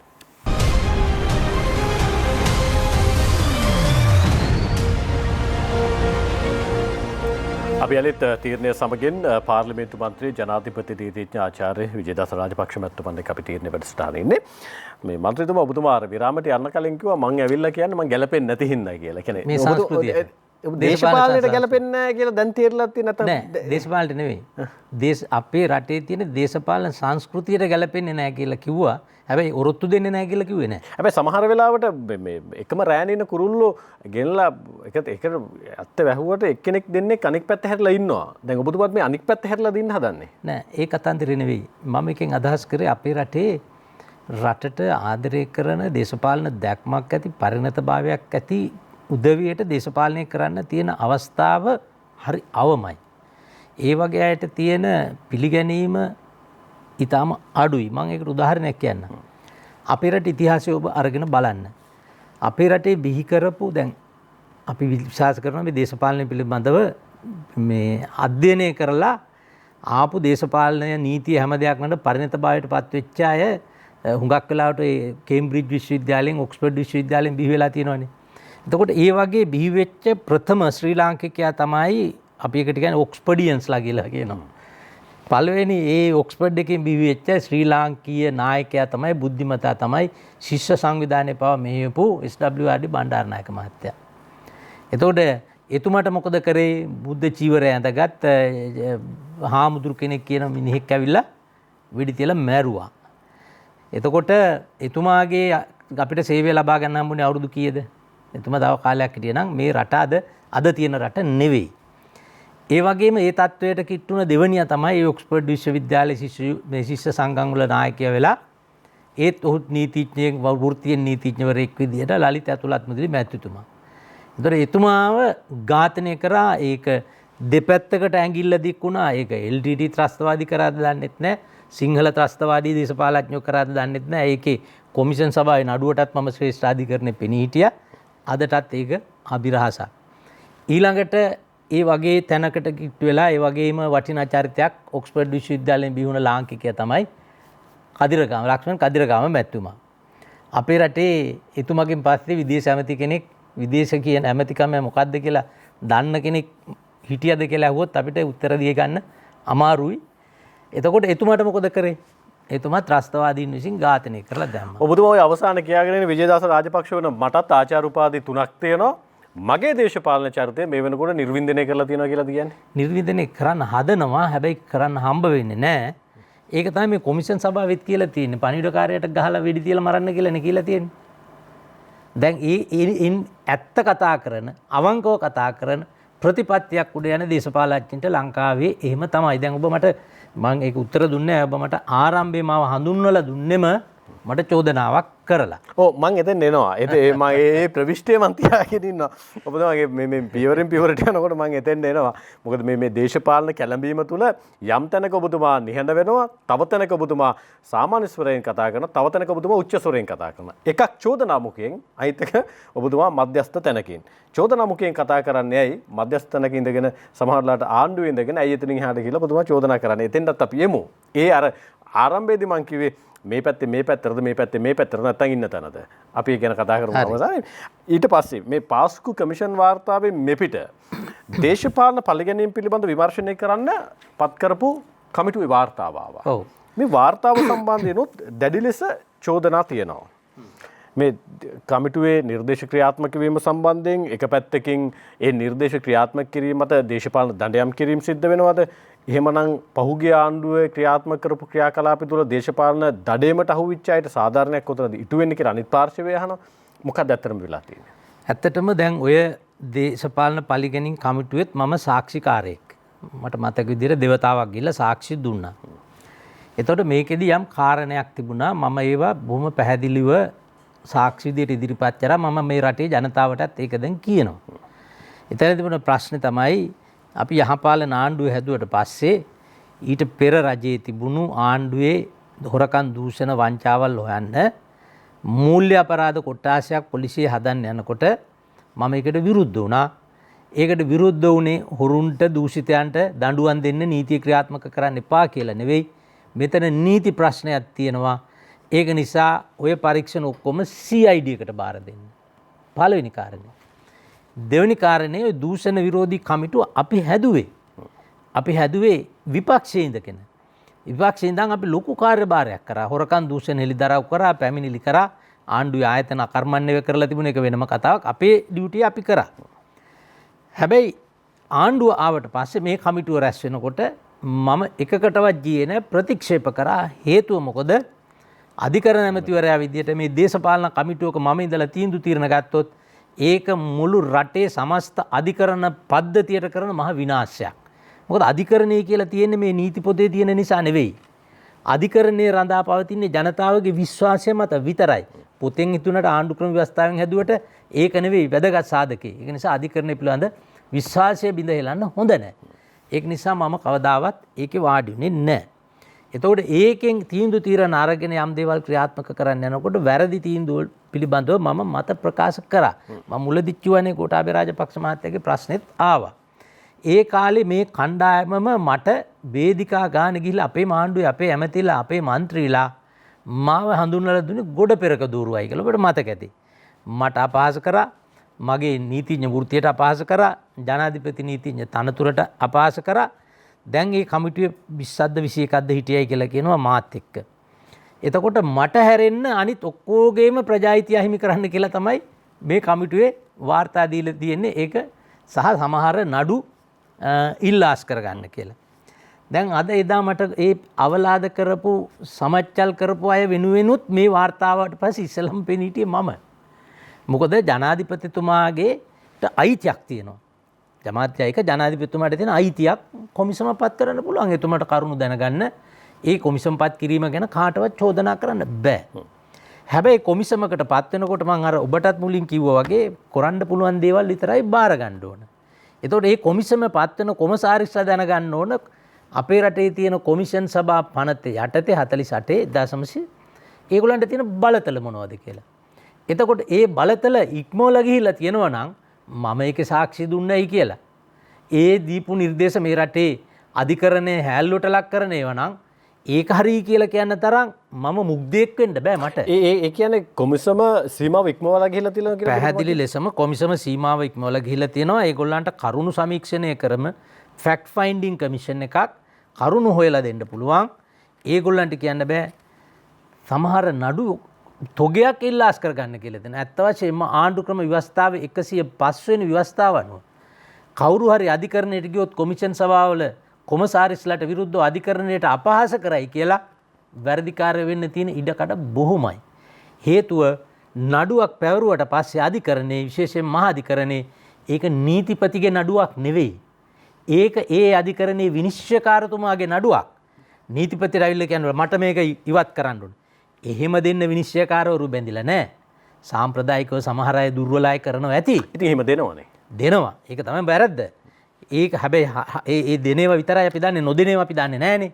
නමුත් ස්වාධීනව කටයුතු කරන අපක්ෂපාතී ඒ කියන්නේ මේ පෞරුෂයක් තියෙන විනිශ්චයකාරවරු කෙලින්ම කියනවා අපේ අත්දැකීම්. එහෙම ඉල්ලුවට දෙන්නේ නැහැ, මේක නඩුව මගේ. මමයි තීන්දුව කරන්න මේක ඉල්ලාස් කරගන්න දෙනවද නැද්ද කියලා. හරි, දැන් ඔබතුමා ඔය කියන කාරණේ දැන් හරි. දූෂණ විරෝධී කමිටුවත් යම් තැනකදී නීති විරෝධීව නම් ක්‍රියාත්මක වෙන්නේ. ඒ දුන්න තොරතුරු අසත්‍යයි නම්. දැන් එතනදෙත් යම් තැනකදී යම් පාර්ශ්වයකට අසාධාරණයක් වෙලා තියෙනවා නම් ඔබතුමා යෝජනා කරන සාධාරණය මොකද්ද? මම යෝජනා කරන්න ඕනේ මම දැක්කා අද කමිටු වාර්තාවෙත් තියෙන නිර්දේශات යම් සීමාව ඉක්මවලා ගිහිල්ලා නම් තියෙන්නේ විජේදාස මේක නෙවෙයි පාස්ටුවේ නෙවෙයි දේශපාලනිකේ ගිහිල්ලා නම් තියෙන්නේ. හැබැයි මේ ගිහිල්ලා තියෙන සීමාව ඉක්මවලා ගිහිල්ලා හොයලා තියෙන සාධාරණය නම් ඔවුන්ට වින්දිතයට සාධාරණ ඉටු විය යුතු කියන යෝජනාවක් තියෙනවා නම් දැන් ඔබතුමා ඔය කියන ක්‍රමවේදය අනුව උසාවියේ තියෙන නඩු ඉවත් කරගන්නත් එපයි නම් මොකක්ද තියෙන සාධාරණ උන්ට ඉටු කරන්න තියෙන්නේ? විනිශ්චයකාරතුමාට පෙන්눔 කරන්න ඕනේ මේකේ වෙච්ච දේශපාලන පරිගැනීම මොකක්ද කියලා. මම උදාහරණයක් කියන්නම්. මේ ආවට ගිහට කියනව නෙවෙයි. මේව පොත්වල නෑ. අපේ රටේ තිබුණ සාමාන්‍ය මං අපරාධ නඩු කරන අඩුයි. නමුත් අපේ රටේ තිබුණ බරපතලම අපරාධය තමයි උඩතලවින්නේ දසපුජ්‍යල මිනි මැරුම් නඩුව. එතකොට මම තමයි ඒකේ ප්‍රධාන චූදිතයන්ට පෙනී හිටියේ අනුරුද්ධ රත්වත් ඇමතිතුමා ඇතුළු. එතකොට ඒ නඩුව අවුරුදු 3ක් නඩේවුවා. ඒක ත්‍රිපුජ්‍යල විනිශ්චය ආසනයක නඩුවක්. එතකොට එතෙන්දී ඇත්තටම මේ මැතිවරණයේ දවසේ උනේ. එතකොට ඒකට හේතු අපි සාක්ෂි වලින් ඉදිරිපත් කරා 113 දෙනෙක් සාක්ෂි දීලා පිටු 60000කට වැඩිය සාක්ෂි. එතකොට ඒකෙදි මම සාක්ෂි මගින් ඔප්පු කරා ඇත්තටම මේ දේශපාලන පවුල, ඒ කියන්නේ රත්වත්තේ පවුල උඩතලවින්නේ චූදිතයෝ කරේ දේශපාලන පරිගැනීමකට කියලා. අධිකරණයක පිළිගත්තා. නිදහස් කරා. ඒක කරන්න කොමිෂන් වලට අයිතියක් නැහැ. ඒක කොමිෂන් කරන්න අනිත් එක තව එකක් තියෙනවා. මේ දැන් සමහර ඒකේ තියෙන නඩු මේ දේශපාලන නඩු නෙවෙයි. දැන් ඔබ මගේ ඉඩමට හොරොප්පුවක් ලියාගෙන තියෙනවා. එතකොට මම ඔබට විරුද්ධව පොලිසියට පැමිණිලි කරවම පොලිසිය නඩු දාලා තියෙන හොරොප්පුවක් ලියාගෙන. එහෙම නැත්නම් මගේ account එකේ මගේ හොරස්සනක් ගහලා ඔබ මගේ සල්ලි ටික ඇදගෙන තියෙනවා. මේක දේශපාලන නඩුවක්ද? එහෙම ලියන්න අයිතියක් නැහැ. මේක බරපතල කාරණයක්.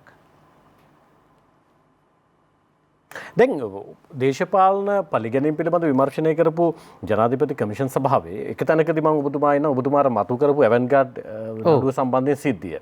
දැන් මෙතනදී පැහැදිලිවම ඔප්පු වෙනවා ඔවුන්ගේ වෙන අර දුරකථන සංවාදات එක්ක සහ අනෙක් පැත්තේ උන්ගේ ක්‍රියාත්මක වීමත් එක්ක දැන් ඔබතුමා මේ පිළිබඳ ගැඹුරු හැදෑරීමකුත් එක්ක ඒක පැහැදිලිව තියෙනවා එතන දේශපාලන පරිගැනීමක්.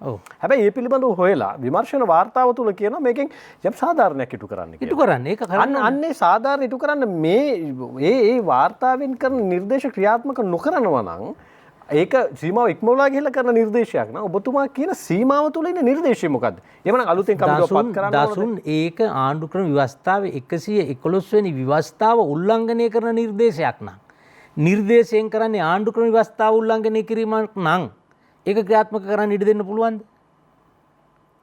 එතකොට ආණ්ඩුවට වගකීමක් තියෙනවා. අනිත් එක මේකත් දේශපාලනීකරණය වුණානේ.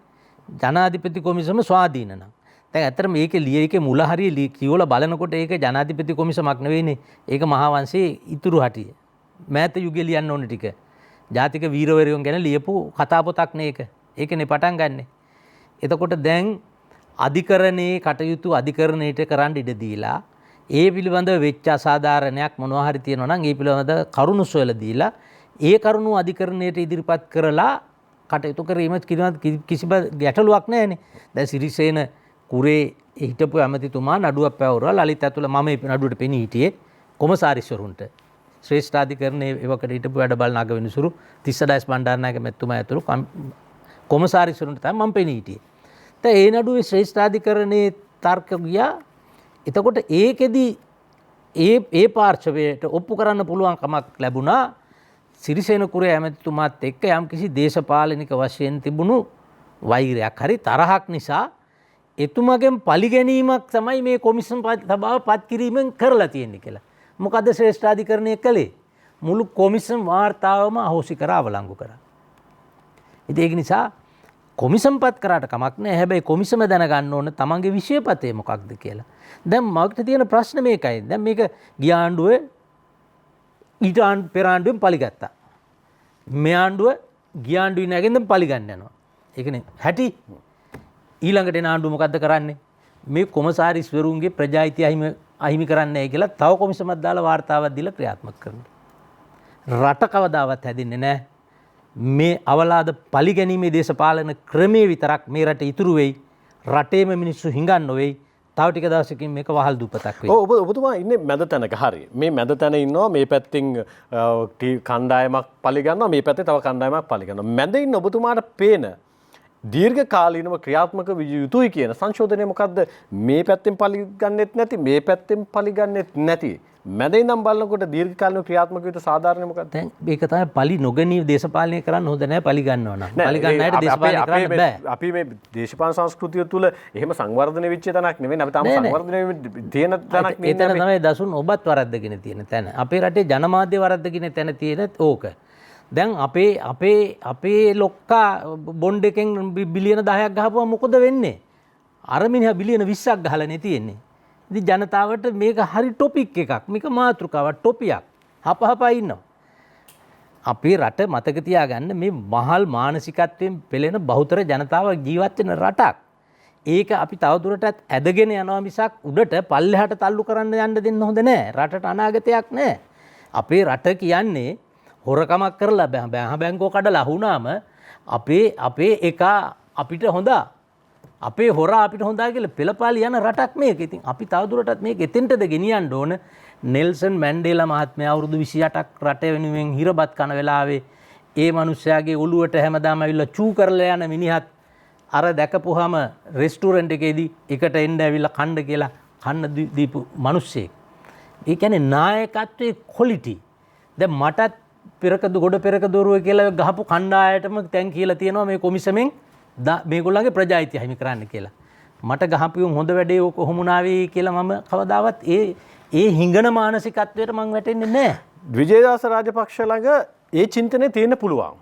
අපේ රටේ භාවිත ක්‍රියාත්මක වෙන දේශපාලන චින්තනය තුල ඕක නැහැනේ. එහෙම හදන්නත් බෑනේ මේ තියෙන පරිසරය තුල. එහෙම හදන්න බැරි අය දේශපාලනයට ආපු එක නිසා තමයි මේ රටට තියෙන හේනේ. හරි. අන්න එතන ඒක හදන්න පුළුවන් මිනිස්සු ටිකක් මේ රටට හදන්න ඕන දේශපාලනයට. හදනකම් ඔය පරිගැනීම දැන් අපි ආවට ගියාට අලුත් කණ්ඩායමක් හැදෙන්නෙත් නැහැ. ඒ කණ්ඩායම එහෙම කියන්න එපා. පාර්ලිමේන්තු මන්ත්‍රීවරුන් වෙයි. හැබැයි ඔය බලය ගන්න ඇමතිවරුන් හරි අගමැතිවරුන් හරි වෙන්න තව අවුරුදු 20ක් 25ක් යනවනේ. එතකන් කාල සීමාව තුල ඔය පරිගැනීම සිද්ධ වෙනවනේ. ඒ කාල සීමාව තුල එහෙම නොවෙන්න මොකද්ද වෙන්න ඕන ප්‍රතිපත්ති මේ සංශෝධනය? කිසිම ප්‍රශ්නයක් නැහැ. රටේ පාලකයා තීන්දුව ගන්න ඕන. සම්පූර්ණ මේ දේශපාලන කුලල්කා ගැනීම මේ දේශපාලන පරිගැනීම නතර කරන්න ඕන. උඩින් ඕන පටන් ගන්න. ඔබට මේ මෝදරට ගිහිල්ලා හදන්නකො මේ මහවැලි ගඟේ ගලන වතුර ඔක්කොම පිරිසිදු කරන්න. මෝදරේ ඉඳලා පටන් ගන්නකො. පුළුවන්ද සමනල කන්දට යනකම් කරන්න? හැබැයි සමනල කන්දෙන් පටන් ගත්තොත් පිරිසිදු කරන්න මෝදරට එනකම් එන්නේ පිරිසිදු වතුර. මේක ඔබ කියන්නේ මේක පල්ලෙහෙන් කරලා බෑ.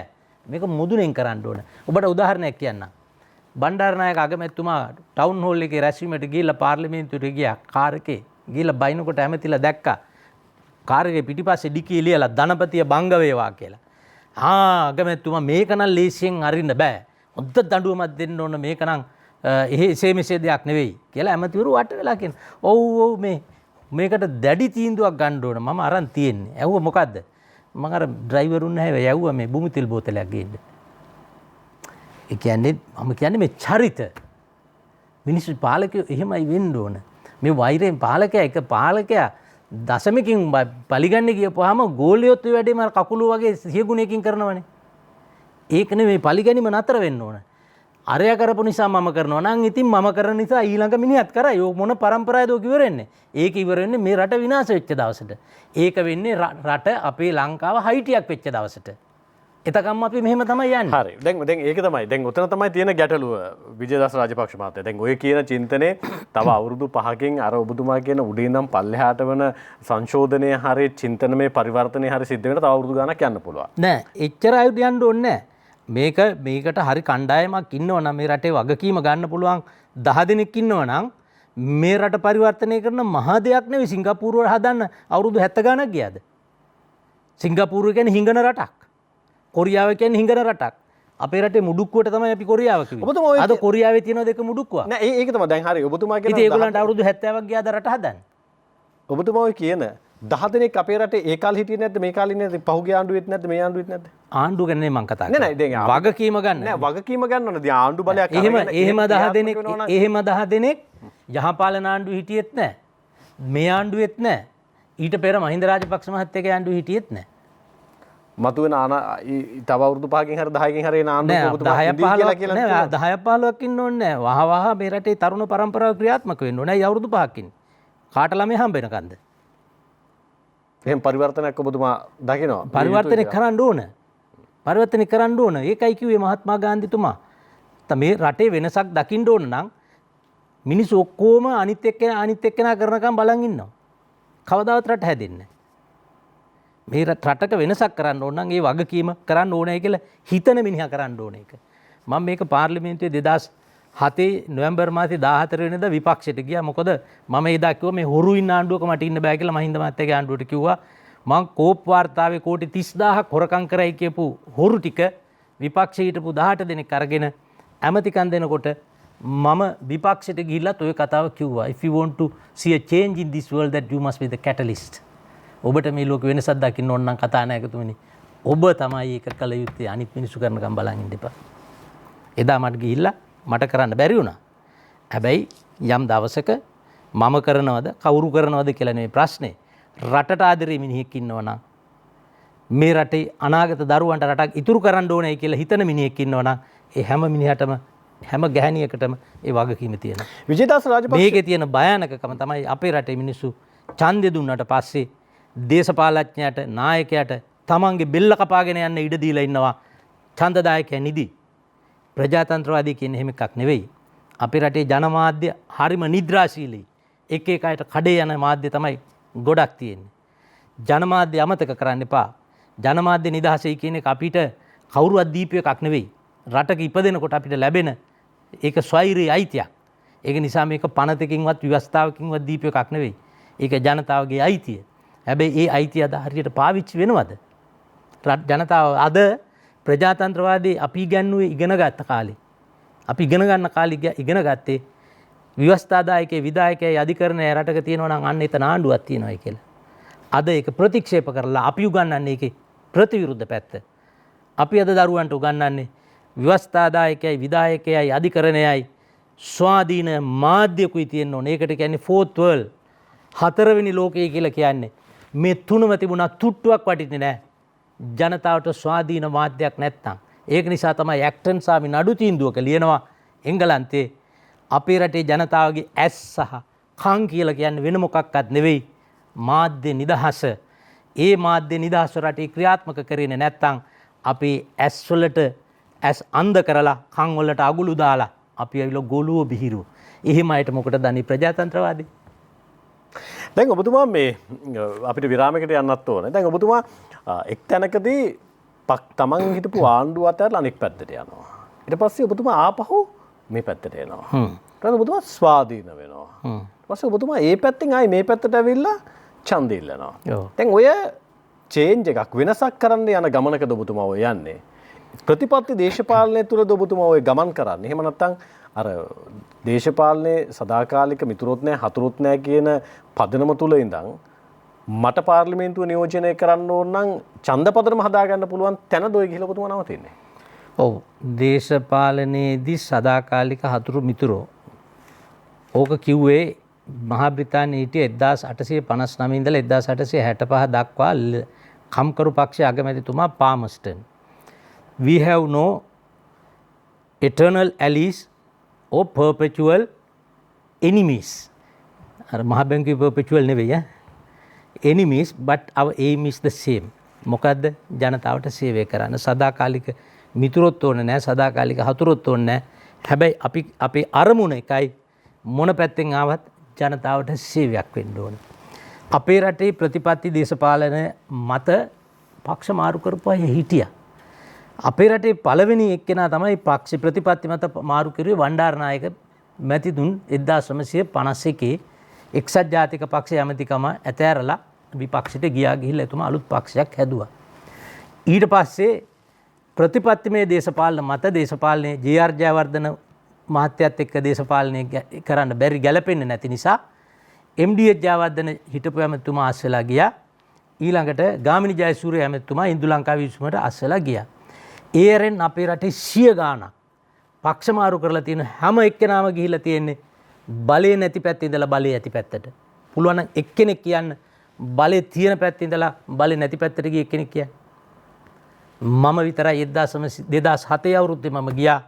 මම ගියේ එදා එක්සත් ජාතික පක්ෂ ආණ්ඩු කාලේ හොරු කණ්ඩායම මගේ කෝප් වාර්තාවේ වැරදි කරපු කණ්ඩායම කෝටි 30000ක හොරුයි කියලා ශ්‍රේෂ්ඨාධිකරණ නඩු තීන්දුව දෙකකින් සනාථ කරපු කණ්ඩායම මහින්ද රාජපක්ෂ මහත්තයාගේ ආණ්ඩුවට ගන්නකොට මං කිව්වා හොරුත් එක්ක මං ලගින්නේ නැහැ කියලා. මං එළියට ආවා.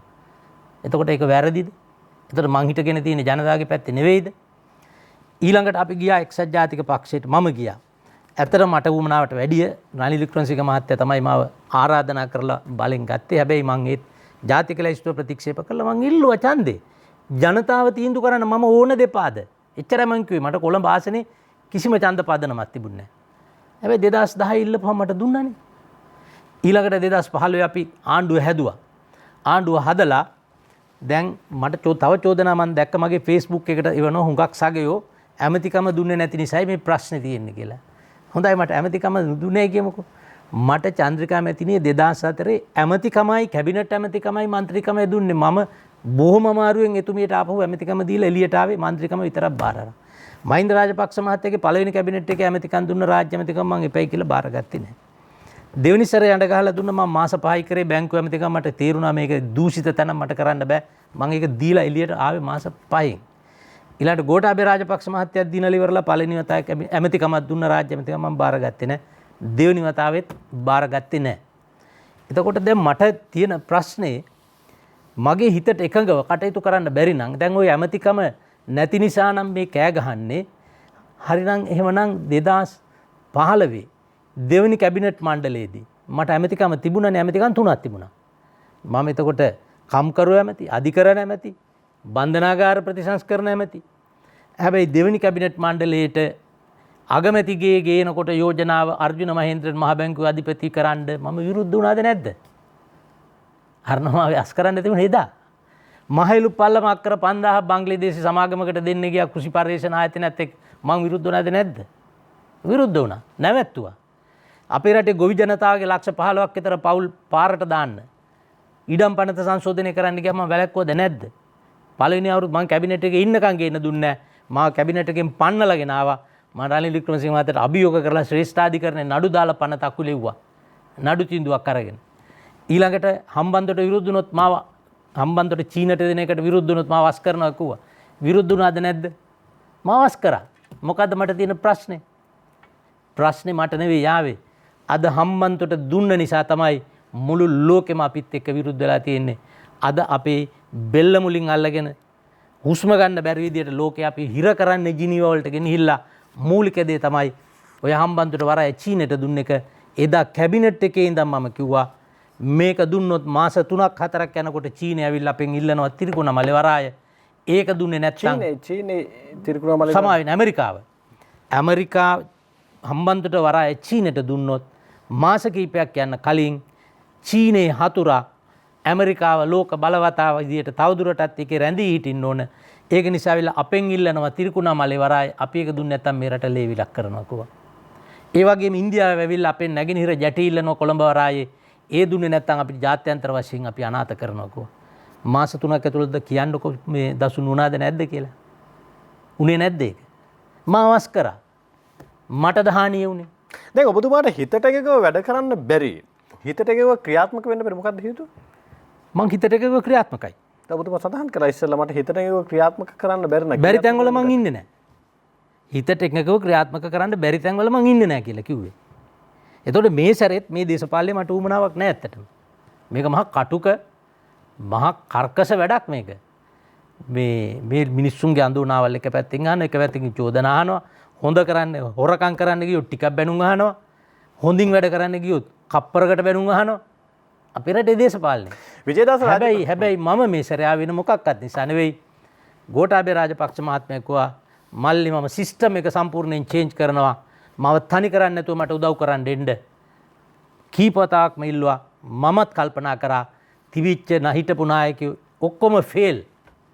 සිස්ටම් එක චේන්ජ් කරන්න දේශපාලනඥයෙක් නොවෙච්ච ගෝඨාභය මහත්තයාට පස්සේ මේ රටට හොඳ කලක් යයි කියලා ලොකු විශ්වාසයක් ඇතුව ඒත් මම ජාතික ලැයිස්තුවේ පැයි කියලා කොළඹ දිස්ත්‍රික්කයේ තරඟ කරලා එක්සත් ජාතික පක්ෂයේ දා තරඟ කරලා ගත්තේ 83000යි.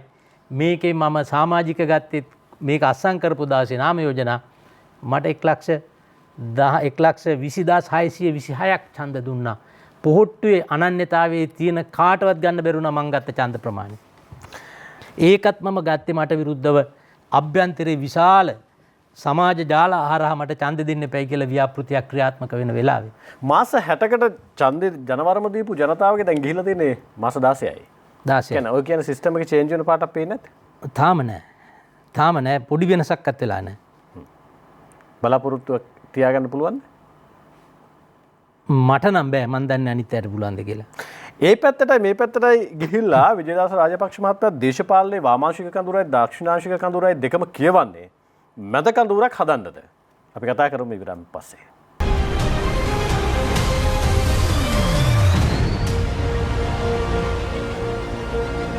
අපි අනිත් තීරණය සමගින් අද පාර්ලිමේන්තු මන්ත්‍රී ජනාධිපති නීතිඥ ආචාර්ය විජේදාස රාජපක්ෂ මහත්මයාත් එක්ක අපි තීරණය වැඩසටහන ඉන්නේ.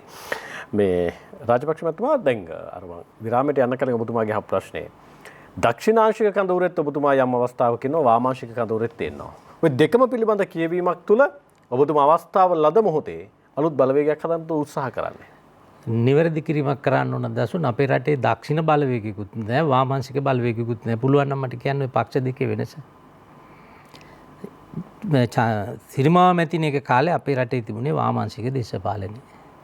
ජයර්ජාදන මැතිතුමාට පස්සේ ඒක හැරෙව්වා සම්පූර්ණයෙන්ම දක්ෂිණාංශික දේශපාලනයට. දැන් මුළු ලෝකෙම දක්ෂිණාංශයට ගිහිල්ලා අද අඩු ගානේ වමේ දේශපාලනේ චීනේ නැහැ රුසියාවේ නැහැ. ඒ තමයි තියෙන අන්ත ධනවාදී. ඔය ධනවාදී කියලා කියන ඇමරිකාවේ යුරෝපේ රටවල් ඇත්තටම හොඳයි. දැන් මේ කාලේ විශේෂයෙන්ම හොඳයි. දැන් මේ රටවල් වල රැකියා නැති හැමෝටම ඩෝල් එකක් දෙනවා. ඩොලර් 1000ක් 1500ක් රැකියා කරපුවාට නම් ඩොලර් 3000ක් ඒගොල්ලන්ට රැකියා හිමිච්චට ඒ විදිහට දෙනවා. රැකියා නැතියට කොහොමද ඩෝල් එකක් දෙනවා. ඕස්ට්‍රේලියාවේ බබෙක් හම්බ වුණාම බබාව රැක බලා ගන්න ඩොලර් 3000ක ඩෝල් එකක් දෙනවා. දැන් ඒව අපි ධනපති රටවල්නේ කියලා කියන්නේ. එතකොට ඒ රටවල් වල අවම පඩියක් තියෙනවා. මේ යුරෝප් 1000ක් වෙන්න ඕන අවම පඩිය. දැන් ඔය සමාජවාදී රටවල් කියපු රුසියාවේ එහෙම තියෙනවද? චීනේ විතර ලොකු ධනපතිත් නැහැ. චීනේ විතර හිඟන්නොත් නැහැ. දැන් ඒක නිසා අපේ රටේ කොටින්ම ඒක නිසා තමයි චන්ද්‍රිකා බණ්ඩාරනායක මැතිණිය බොහෝම බුද්ධිමත් විදියට 94 ඡන්දෙට එනකොට කිව්වේ නෑ මේක වමට හරවනවයි කියලා. විවෘත ආර්ථිකයට මානුෂික මුහුණුවරක් දෙනවයි කියලා කිව්වේ මතකද? ඒ කියන්නේ එතුමිය පිළිගත්ත අපිට මේක රිවර්ස් කරන්න බෑ. මේ ලෝකේ යන ක්‍රමේ. ඒක උනේ අපි වගේම චීනෙත් ගියා දක්ෂිණාංශයට ඉන්දියාවත් ගියා දෙකම ගියා අපිට පස්සේ. අපිට වැරදුණු තැනක් තියෙනවා. අපි මේක විවෘත කරුවේ පැය 24න් රට. හැබැයි ඒ දේම කරන්න ඉන්දියාවටයි චීනටයි අවුරුදු 20ක් විතර ගියා. ඒකට හේතුව ඒගොල්ලෝ කරේ ක්‍රමානුකූලව තමන්ගේ රටේ දේශීය ගොවියා දේශීය ආර්ථිකය දේශීය කර්මාන්ත බිඳ නොවැටෙන විදිහට තමයි ඒක කරේ. නමුත් අපි අර ගාල්ල කැඩුව වගේ කඩාගෙන ගිහිල්ලා අපේ කෘෂි කර්මාන්තය දේශීය කර්මාන්තය ඔක්කොම විනාශ කරලා දැම්මා. එතකොට මේ රටේ මහින්ද රාජපක්ෂ මහත්තයත් එක්ක දේශපාලන කල්ලියක් ඉන්නවා. චන්ද්‍රිකා බණ්ඩාරනායක මැතිණියත් එක්ක දේශපාලන කල්ලියක් හිටියා. එතකොට රනිල් වික්‍රමසිංහ මහත්තයත් එක්ක දේශපාලන කල්ලියක් ඉන්නවා. ගෝඨාභය රාජපක්ෂ මහත්තයත් එක්ක දේශපාලන කල්ලියක් ඉන්නවා. ඒකේ උගතු කියලාත් ඉන්නවා, වියත්තු කියලාත් ඉන්නවා, එක එක නන්දාගත්ත අයත් ඉන්නවා. මේවා දේශපාලන කල්ලි. මේ එකකින්වත් අහන්නකො ප්‍රතිපත්තිය මොකද්ද කියලා. මේ එකකින්වත් අහන්නකො රටගෙන තියෙන ප්‍රතිපත්තිය. මේ එකකින් ඕන පක්ෂකින් අහන්න අපේ රටට තියෙන විදේශ ප්‍රතිපත්තිය මොකද්ද කියලා. ඔය ඕන එකකින් අහන්න අපිට තියෙන අධ්‍යාපන ප්‍රතිපත්තිය මොකද්ද කියලා. මොකක්වත් නැහැ. දැන් එතකොට ඔබතුමා විජේදාස රාජපක්ෂ මහතා දැන් ඔබතුමා පොහොට්ටුවෙන් ඡන්ද ඉල්ලන්නේ. ඔව්. ගෝඨාභය රාජපක්ෂ මහත්මයාගේ කල්ලිය හෝ වේවා කණ්ඩායම හෝ වේවා තිබෙ ප්‍රතිපත්තිය දිනවන්න නෙමෙයිද? ප්‍රතිපත්තිය දිනවන්න. ඉතින් ඔබතුමා ප්‍රතිපත්තියක් තියනවද කියලා හන්ද කියන්නේ? ප්‍රතිපත්තියක් තියෙන්නේ සෞභාග්‍ය දැක්ම අනුව රට හදනවා කියලා කිව්වා. මොකක්ද හදනවා කිව්වේ? රටට එක නීතියක් ගේනවා කිව්වා. අධ්‍යාපනයට ප්‍රතිපත්තියක් හදනවා කිව්වා. සෞඛ්‍යයට ප්‍රතිපත්තියක් හදනවා කිව්වා. විදේශ ප්‍රතිපත්තියක් නොබෙදි පවත්වාගෙන යනවා කිව්වා. එකක්වත් දැන් තියෙනවද? එකක්වත් රනිල් මහත්තයාගේ කාලේ තිබුණාද? එකක්වත් මහින්ද මහත්තයාගේ කාලේ තිබුණාද? චන්ද්‍රිකා මැතිනිගේ කාලේ නම් ටිකක් තිබුණා. නැහැ කියන්න බෑ. එතකොට දූෂණය අඩු වෙලා තියෙනවද? දැන් ඒ කාලේ දැන් ව්‍යවහාරික පරීක්ෂණය කරුවානේ. පරීක්ෂණ කරපුවා රනිල් මහත්තයාගේ කාලේ බැඳුම් කර ගිවිසුමේ වංචාවෙන් ආණ්ඩුවට පාඩුව කෝටි 680යි. නිවත් කබ්‍රල් මහත්තයාගේ කාලේ කෝටි 1100යි. එතකොට අපිට ගත්තොත් එහෙම ග්‍රීක් බොන්ඩ් වල බැඳුම් කරවල දාපු කෝටි 800 වතුරෙම ගියා. එතකොට හෙජින් ගිවිසුමේ කෝටි 8000ක් අපිට විනාශ වුණා. එයා ලංකා බස් ගිවිසුම් අස්සම් කරන්න ගිහිල්ලා මිලියන 300ක් අපේ වතුරේ ගියා. ඉතින් මොකෝ ප්‍රතිපත්තිය? මේකේ ප්‍රතිපත්තියක් කියලා නෑ. ඒ කාලෙට ආණ්ඩු හදාගන්න එන කණ්ඩායම් යනවා. ඉතින් අපිට වෙලා තියෙන්නේ අපි මේ ප්‍රතිපත්තිය කියලා අපිට ඡන්දයක් කණ්ඩායමක් එකතු වෙලා ඡන්දිල්ලට මිනිස්සු ඡන්දෙ දෙන්නේ නැහැ. දැන් ඔබතුමා හදන්නේ මම අර හරි දැන් ඔබතුමා කියන විදිහට භාවිතාව තුළ අර ගැඹුරින් අධ්‍යයනය කරනකොට වාමාංශික දක්ෂිනාශික කඳුළු නොවෙන්න පුළුවන්. ඔව්. සමාජ භාවිතාව තුළ මේ වෙලාවේ මිනිස්සු කියන කඳුළු දෙකක් තියෙනවානේ. තියෙනවා. ওই දෙකෙන් මැදින් ගිහිල්ලා ඔබතුමා අලුත් බලවේගයක් හදන්නද මේ හදන්නේ? මම හදන්න ඕනේ බලවේග. මට එහෙම උමනාවකුත් නැහැ. මට අවශ්‍ය මේ රටට මට සේවය කරන්න පුළුවන් තැන කොතනද? මම එතන ඉඳන් සේවය කරනවා. මට මන්ත්‍රීකම් ඇමතිකම් මොනවාක්වත් නැති කාලේ මම තනියම නඩු කියලා CTB එක ජනතාවට නැවත අරන් දුන්න රනිල් වික්‍රමසිංහ විකුණපු එක. ඒකේ වටිනාකම අද කෝටි වලින් ගත්තොත් කෝටි වලින් ලක්ෂ 2කට වැඩි. ඉතින් මට කවුරුත් තෑගි දුන්නේ නැහැ. මට ප්‍රශංසා කරේ නැහැ. එතකොට කෝටි 30000ක වංචා හෙළිදරව් කරලා PB ජයසුන්දරටයි මිලින්ද මෝරගටයි විරුද්ධව මම වාර්තා ලිව්වා. ශ්‍රේෂ්ඨාධිකරණය පිළිගත්තා. කෝටි 15000ක් වත්කම් තිබුණ රක්ෂණ සංස්ථාවේ ඇපලෝ රෝහලයි කෝටි 600කට අරක්කු සමාගමට විකුණන්නේ කියලා ශ්‍රේෂ්ඨාධිකරණය තීන්දුව කරා. ඉතින් කෝටි 15000 අපි ආපහු අරන් දුන්නා ආණ්ඩුවට. දැන් යම් තැනක එතකොට ඒකෙදි මට ඇමතිකම් තිබිලා නෙවෙයි කරේ. හරි දැන් උතර යම් තැනක මේ පහුගිය දිනවල සාකච්ඡාවට පත් වුණා දැන් ඊළඟ ජනාධිපතිවරයාට කවුද අපේක්ෂකයා? මෙයා සුදුසුයි මම ඉල්ලන්නේ නැහැ මම ඉල්ලනවා එහෙම කියන තැන්වල හිටියා. හැබැයි ඒ අතරේ සමාජයේ යම් තැනක සාකච්ඡාවක් ඇති වෙන අභ්‍යන්තරේ ඔබතුමාගේ නමත් එනවා. ඔබතුමා මේ නිහඬව හදන්නේ ආණ්ඩුවත් විවේචනය කළ විපක්ෂයත් විවේචනය කළ අලුත් තැනක හිට ගන්නද කියලා. මේ රටට අලුත් දේශපාලන බලවේගයක් ඕන. ඒ ඔබතුමා ඒක මට කරන්න පුළුවන්ද බැරිද කියලා මම තාම හිතලා නැහැ. හෘද සාක්ෂියට එකඟව හෘද සාක්ෂියට එකඟව අනිවාර්යයෙන්ම මේ සියල්ල ප්‍රතික්ෂේප කරපු අලුත් බලවේගයක් මේ රටට ඕන. අද සමාජයේ ඒක ඉල්ලනවා. තරුණ පරපුරෙන් ඔබ පාරට බැහැලා අහන්න 100ක්ගෙන් අහුවොත් 99ක්ම මේ මතේ ඉන්නවා. ඒ නිසා අපි දේශපාලනය කරනකොට සමාජයේ නිවැරදි කරගෙන යනවා වගේම දේශපාලන මතයත් එක්ක ඉස්සරහට යන්න ඕන. දේශපාලන මතයත් එක්ක ගියේ නැත්නම් ඒ ගමන යන්න බෑ. දැන් අද අපි හදපු ආණ්ඩුව තමයි. මම මොයේ කොළඹ දිස්ත්‍රික්කයේ ගිහිල්ලා රැස්වි 900ක් තියලා ජනතාවට කිව්වා මොකද්ද මං කිව්වේ? අපිට ඉන්න හොඳ ජනාධිපති කෙනෙක්. අපි සිස්ටම් එක චේන්ජ් කරනවා. බැඳුම් වර හොරු ඔක්කොම ටික අල්ලලා දානවා. පාස්කු ඉරිදා එකේ මේ අපරාධකාරයෝ ටික අල්ලලා ඔක්කොම හිරේ දානවා. එතකොට දූෂණය කියන එක සම්පූර්ණයෙන්ම අපි වළක්වනවා. විදේශීය රටකට අපේ කිසිම සම්පතක් දෙන්නේ නැහැ. ඇත්තටම ලොකු බලාපොරොත්තු තියාගෙන ජනතාවකට කතා කරා මම පොරොන්දුනේ නැහැ. මගේ ඉලක්කයක් තිබුණා කොහොම හරි මේ හම්බන්තොට වරාය අපහු ගන්න. මොකද ඕක ගන්නකම් අපිට ජාත්‍යන්තරේ ගහනවා කුඩු පට්ටම් වෙන්න. ඊයේ ජිනි වලින් පටන් ගත්තා විතරයි. ඉතින් එතකොට එහෙම බලාපොරොත්තු දීලා අපි මේ ඡන්ද ගත්තේ ජනතාවගේ. දැන් අපි දැක්ක බැඳුම් කර වංචාවට සම්බන්ධ අය බන්ධනාගාරගත කරලා තියෙනවා. පාස්කු ප්‍රහාරයට සම්බන්ධ අයට නෛතික ක්‍රියාමාර්ග ක්‍රියාත්මක වෙමින් තියෙනවා. ඉතින් ක්‍රියාත්මක වෙනවනේ. ඔව් ක්‍රියාත්මක වෙනවා. ඒ ක්‍රියාත්මක කරන්න ඕන. ක්‍රියාත්මක කරන්නේ නැත්නම් අපිට මේ මට නෙවෙයි. ආණ්ඩුවේට පාර යන්න දින කන්නේ මිනිස්සු ඒ තරම්. ඒ කියන්නේ ඔබතුමා ආණ්ඩුවේ නෙවෙයිද? මම ආණ්ඩුවේ තමයි. හැබැයි මේව ක්‍රියාත්මක කරන්න මම කියන්නේ මේ කොමිෂන් දදා අවුරුද්ද දෙක කල්මරමර ඉන්න ඕන නෑ. මේ රටේ පොලිසියට ශක්තිය තියෙනවා.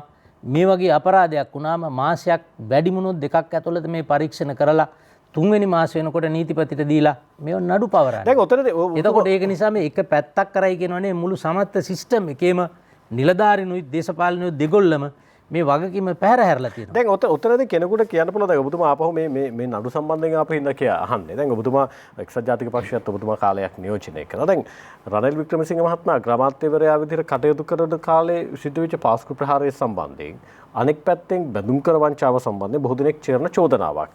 ඇයි එතුමාට කොතනකදවත් චෝදනාවක් නැත්තේ? මේ දේශපාලන ඩීල් එකක්ද? එහෙම කතාවක් රටේ තියෙනවා. ඒක අපිට ලේසියෙන් බැහැර කරන්නත් බෑ.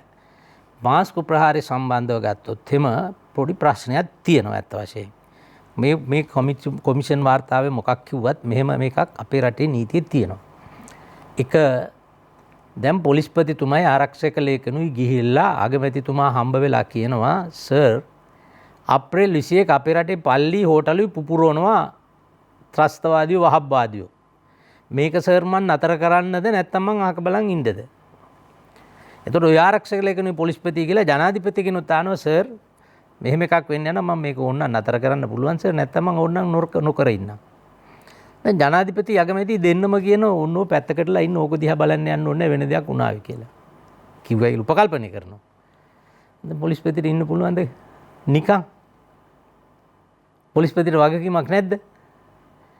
ඒ පොලිස්පති ආරක්ෂක ලේකම් දැනගෙන ඒක නොකර හැරියානම් ඒ අපරාධයේ සිද්ධ කර අපරාධකාරයන්ට දිය යුතු දඬුවම කුමක්ද? අන්නේ දඬුවම තමයි පොලිස්පතිටයි ආරක්ෂක ලේකම්ටයි දෙන්න ඕන අපේ දණ්ඩ නීති සංග්‍රහය අනුව. එතකොට බැඳුම් කර කිවිසුම. බැඳුම් කර කිවිසුම පිළිබඳ බැඳුම් කර වෙළඳාම පිළිබඳව විශාල ගැටලුවක් තියෙනවා. අපි දැක්කා මාධ්‍ය තුලින් දැක්කා අපි මේවා හොයලා බැලුවා. වාර්තාවේ තියෙනවා දැන් මේකට බග කිය යුතු අමාත්‍යාංශය ඇත්ත වශයෙන්ම මුදල් අමාත්‍යාංශ වගේම නැහැ කියනවා නෙවෙයි මූලික අමාත්‍යාංශය තමයි අග්‍ර අමාත්‍ය කාර්යාලය. හේතුව මහ බැංකු පනත අනුව මුදල් ඇමතිට හැර වෙන කෙනෙකුට ශ්‍රී ලංකා මහ බැංකුව පාලනය කරන්න අයිතියක් නැහැ. එhmenan ඒක අග්‍ර අමාත්‍යවරයා ගැසට් කරගෙන තිබුණා අග්‍ර අමාත්‍යවරයාගේ විෂයක්. ඒ නිසා විෂය බාර ඇමතිවරයාට වගකීමෙන් බේරෙන්න බෑ. එතකොට ඇයි එහෙමනම් එහෙම වගකීමෙන් බේරෙන්න බැරි කෙනෙකුට නෛතික ක්‍රියාමාර්ගයක් නොගන්නේ? මම ජනාධිපති නම් මම ඔකට උත්තරයක් දෙන්න. ඒ කියන්නේ ඒ ක්‍රියාමාර්ග ගන්න ජනාධිපතිද? ජනාධිපති දැන් රටේ රාජ්‍ය නායකයානේ. ඒකෙන් කියන්නේ ජනාධිපතිතුමා කරනවා කියලා. ඉතින් ජනාධිපතිතුමාගේ වැඩ කටයුතු කරන්න විජේදාස රාජපක්ෂ මහතා දැන් ඔබතුමාත් එක තැනක චෝදනා කරනවා ජනාධිපතිවරයා ක්‍රියාත්මක කරනවා. මම ජනාධිපති නම් මම ක්‍රියාත්මක කරනවා. එතකොට ඔතනදී කවුරු හරි කියන්න පුළුවන් හරි ජනාධිපතිතුමා මොකක් හරි නියෝගයක් දීලා ක්‍රියාත්මක කරයි. ඔය දේශපාලන පලි ගැනීමක්. එහෙම නොවේ. නෛතික රාමුව තුල නැද්ද නිවැරදිව ක්‍රියාත්මක වෙන්න පුළුවන් හයියක් අපේ රටේ? නෑ. ඔබ දුන්නේ පටු අර්ථයක්. ඒක පුළුල් අර්ථයක් තියෙනවා. මොකද 20 වෙනි සංශෝධනයෙන් පස්සේ සියලුම බලතල ඒක රාශි වෙලා තියෙන ජනාධිපතිතුමාට. එතකොට ජනාධිපතිතුමායි කියලා කියන්නේ එතුමා මේ ගෝඨාභය රාජපක්ෂ මැතිතුමාම නෙවෙයි. ජනාධිපතිතුමා රාජ්‍ය නායකයෙක් කියනකොට ජනාධිපතිතුමා තමයි කැබිනට් මණ්ඩලයේ ප්‍රධානියා. එතකොට ඒ අමාත්‍ය මණ්ඩල මට්ටමින් කටයුතු කිරීම සඳහා ජනාධිපතිතුමා ඒ ගැළපෙන ඇමතිවරු පත් කරන් ඉන්නවා. ඊට පල්ලෙහාන් රාජ්‍ය ඇමතිවරු ඉන්නවා. ඊට පල්ලෙහාන් ඉන්නවා අමාත්‍යාංශ ලේකම්ලා. මේ යාන්ත්‍රණයේ මුදුනේ මේක. රාජ්‍ය නායකයා, ආණ්ඩුවේ නායකයා, කැබිනට් අමාත්‍ය මණ්ඩලයේ නායකයා, සේනාධි නායකයා. එතකොට එතනින් තමයි පල්ලෙහාට ඔක්කොම ගලන්නේ. එහෙම තමයි ජේ.ආර්. ජයවර්ධන මහත්තයා මේක හැදුවේ. තනියෙන් වගකීම ගන්න. එතුමා කිව්වේ මට ගෑණියෙක් මිනිහෙක් කරන්නයි මිනිහෙක් ගෑණියෙක් කරන්නයි බැහැයි කියලා. ජේ.ආර්. අද හිටියනම් කියනවා මම ඒකත් කරනවා. මොකද දැන් ওই බටහිර රටවල් වල ඔපරේෂන් කරලා ඒවා කරනවා. එතකොට ඒ බලතලම දැන් ජනාධිපතිවරයාට පැවරලා තියෙනවා. එතකොට මේ යාන්ත්‍රණය මම මේ කියන්නේ ජනාධිපතිතුමාම කියන පුජ්‍යලගෙන පටුවාර්ථය නෙවෙයි. ඒ යාන්ත්‍රණය වගේ කියන්න ඕන. එතන ඉන්නවා ආරක්ෂක ඇමති ඉන්නවා, ආරක්ෂක රාජ්‍ය ඇමති ඉන්නවා, පොලිසිය භාර ඇමති ඉන්නවා, අධිකරණ ඇමති ඉන්නවා. කොච්චර ඇමතිලා ඉන්නවද? බලය තියෙනවා ඒගොල්ලන්ට පනත් වලින් අන පනත් වලින් ඒගොල්ලන්ට බලය තියෙනවා. කියන්නේ ඒක නීතිය ක්‍රියාත්මක කරන අංශ ක්‍රියාත්මක කිරීමක් නෙවෙයි ඔබතුමා කියන්නේ ජනාධිපතිවරයාගේ මැදිහත් වීමක් ඕන කියලා. ජනාධිපතිවරයා කියන්නේ මම කියන්නේ රජය ආණ්ඩුව. ඉතින් ආණ්ඩුව ගත්තම ප්‍රධානියා ජනාධිපතිතුමා තමයි. ඉස්සර ආණ්ඩුවේ ප්‍රධාන විදියට අපි සැලකුවේ අගමැතිනේ. නමුත් ජනාධිපති ක්‍රමය ගෙනාවට පස්සේ ජනාධිපති. අපි ඊළඟ කාරණාවට යමු. මේ දිනවල ජිනීවා මානව හිමිකම් කවුන්සිලය සම්බන්ධයෙන් යම් කියවීමක් තියෙනවා, සාකච්ඡාවක් තියෙනවා. අවසානයේ අපි රට නිරහිව යෝජනාවක් සම්මත කර ගැනීම සම්බන්ධයෙන් එතනදී දැන් අපේ රටට පක්ෂව සහ විපක්ෂව ඡන්දය භාවිත කර රටවල් සම්බන්ධයෙන් අපිට යම් තැනක ගැටලුවක් ප්‍රශ්නාර්ථයක් තියෙනවා. රටේ විදේශ සම්බන්ධතා අනෙක් පැත්තෙන් නොබැඳි පිළිවෙතක් මත ක්‍රියාත්මක වෙන විදේශ ප්‍රතිපත්තියක් දිස්සරහට යන්නේ. එහෙම නැත්නම් මෙතනදී යම් ගැටලුවක් නිර්මාණය වුණාද? මොකක්ද මේ නිර්මාණය වෙච්ච ගැටලුව? විජේදාස රාජපක්ෂ මහත්මයා ඔබතුමාගේ කියවීම අනුව මොකක්ද වෙලා තියෙන්නේ? දැන් මේක මගේ කියවීම අනුව නෙමෙයි මම මේ කියන්නේ. මේක මේ වෙච්ච දේ ගැන මම කියන්නම්කෝ. මගේ කියවීම පැත්තකින් කියලා. ඔබතුමාගේ කියවීමනේ. ඔව් හරි එහෙමත් කියන්න පුළුවන්. නමුත් මේක දැන් මේ අපිට දරුණු යුද්ධයක් තිබුණා. එතකොට ඒ දරුණු යුද්ධයක් තිබුණ නිසාම අපිට විදේශ රාජ්‍යත් එක්ක රාජ්‍ය තාන්ත්‍රික සම්බන්ධතා රටට හිතකර ලෙස පවත්වාගෙන යාමේ අවශ්‍යතාවය තිබුණා. එතකොට බණ්ඩාරනායක මැතිනිය තමයි අපේ රටේ මේ සිම්බල් එක මේ සංකේතය ඊ타මත්ම ප්‍රශස්ත රාජ්‍ය තාන්ත්‍රික සම්බන්ධතා පවත්වාගෙන ගියපු දක්ෂම රාජ්‍ය නායිකාව විදියට සැලකන්නේ. එතුමිය නොබෙදී රටවල් 86ක නොබෙදී සමුළුවේ සභාපතිවරයා බවට ලෝකෙම පත් කරා. එතුමිය චීනෙත් එක්ක බොහොම හොඳින් හිටියා. චීනය අපිට දුන්න PMICH එක පරිත්‍යාග කරා හදලා දුන්නා. ඒ වගේම එතුමිය ඉන්දියාවත් එක්ක හොඳින් හිටියා. කච්චති උදීපත ප්‍රශ්න එනකොට ගිහිල්ලා එක සාකච්ඡාවෙන් විසඳගත්තා. ඒ වගේම 61 62 කාලේ ඉන්දියාවයි චීනය යුද්ධ කරන්න ගියා. දේශ සීමා අරගලයට අදටත් තියෙනවා ඒක. සිරිමා මැතිණිය ගිහිල්ලා ලෝක යුද්ධයක් වෙන්න ගියපු එක නතර කරා. එතකොට දැන් ඒ ඔක්කොම නතර කරගෙන ඒ රාජතාන්ත්‍රික භාවයේ තියාගෙන ඉන්න කාලේ ජේ.ආර්. ජයවර්ධන ජනාධිපතිතුමා වුණත් සීමාව පැන්නේ නැහැ. සියලු රාජ්‍යයත් එක්ක ධනවාදී රාජ්‍යයත් එක්ක වැඩි ළඟ සම්බන්ධතාවයක් තිබුණා. ඒකෙන් අපිට අහිමියක් වුණේ නැහැ. මොකද එතුමා අවුරුදු 30කින් කරන්න ගියපු මහවැලියේ සිරිමා මැතිණිය 7ක් ඉවර කරලා තිබුණා. ඉතිරිය අවුරුදු 6කින් කරේ මහවැලියට එක සතයක්වත් ණය අරගෙන නෙවෙයි. වික්ටෝරියාව, රන්දිනිකල, මාඋස්සාය ඔය ඔක්කොම කරේ එතුමාගේ රාජතාන්ත්‍රික භාවය පාවිච්චි කරලා නොමිලේ ආධාර අරගෙන මහවැලිය සම්පූර්ණ කරා. ඒ වගේම එතුමා ජපානයෙන් දුන්නා එතුමාට පාර්ලිමේන්තුව. චීනෙන් දුන්නා උසාවි සංකීර්ණය. ජයවර්ධනපුර ඉස්පිරිතාලේ ජපානයෙන් දුන්නා. මාරගම තරුණ සේවා සභාව ජපානයෙන් දුන්නා. ඒ වගේ එතකොට රූපවාහිනිය අපිට හඳුන්වලා දුන්නා. රූපවාහිනී සංස්ථාව දුන්නා ජපානයෙන්. එතකොට මේ හැම එකකින්ම අපි වැඩ ගන්න ඕන. මොකද අපි ලෝකයේත් එක්ක හැපෙන්න පුළුවන් රටක් නෙවෙයි. අපි ඒක පිළිගන්න ඕන.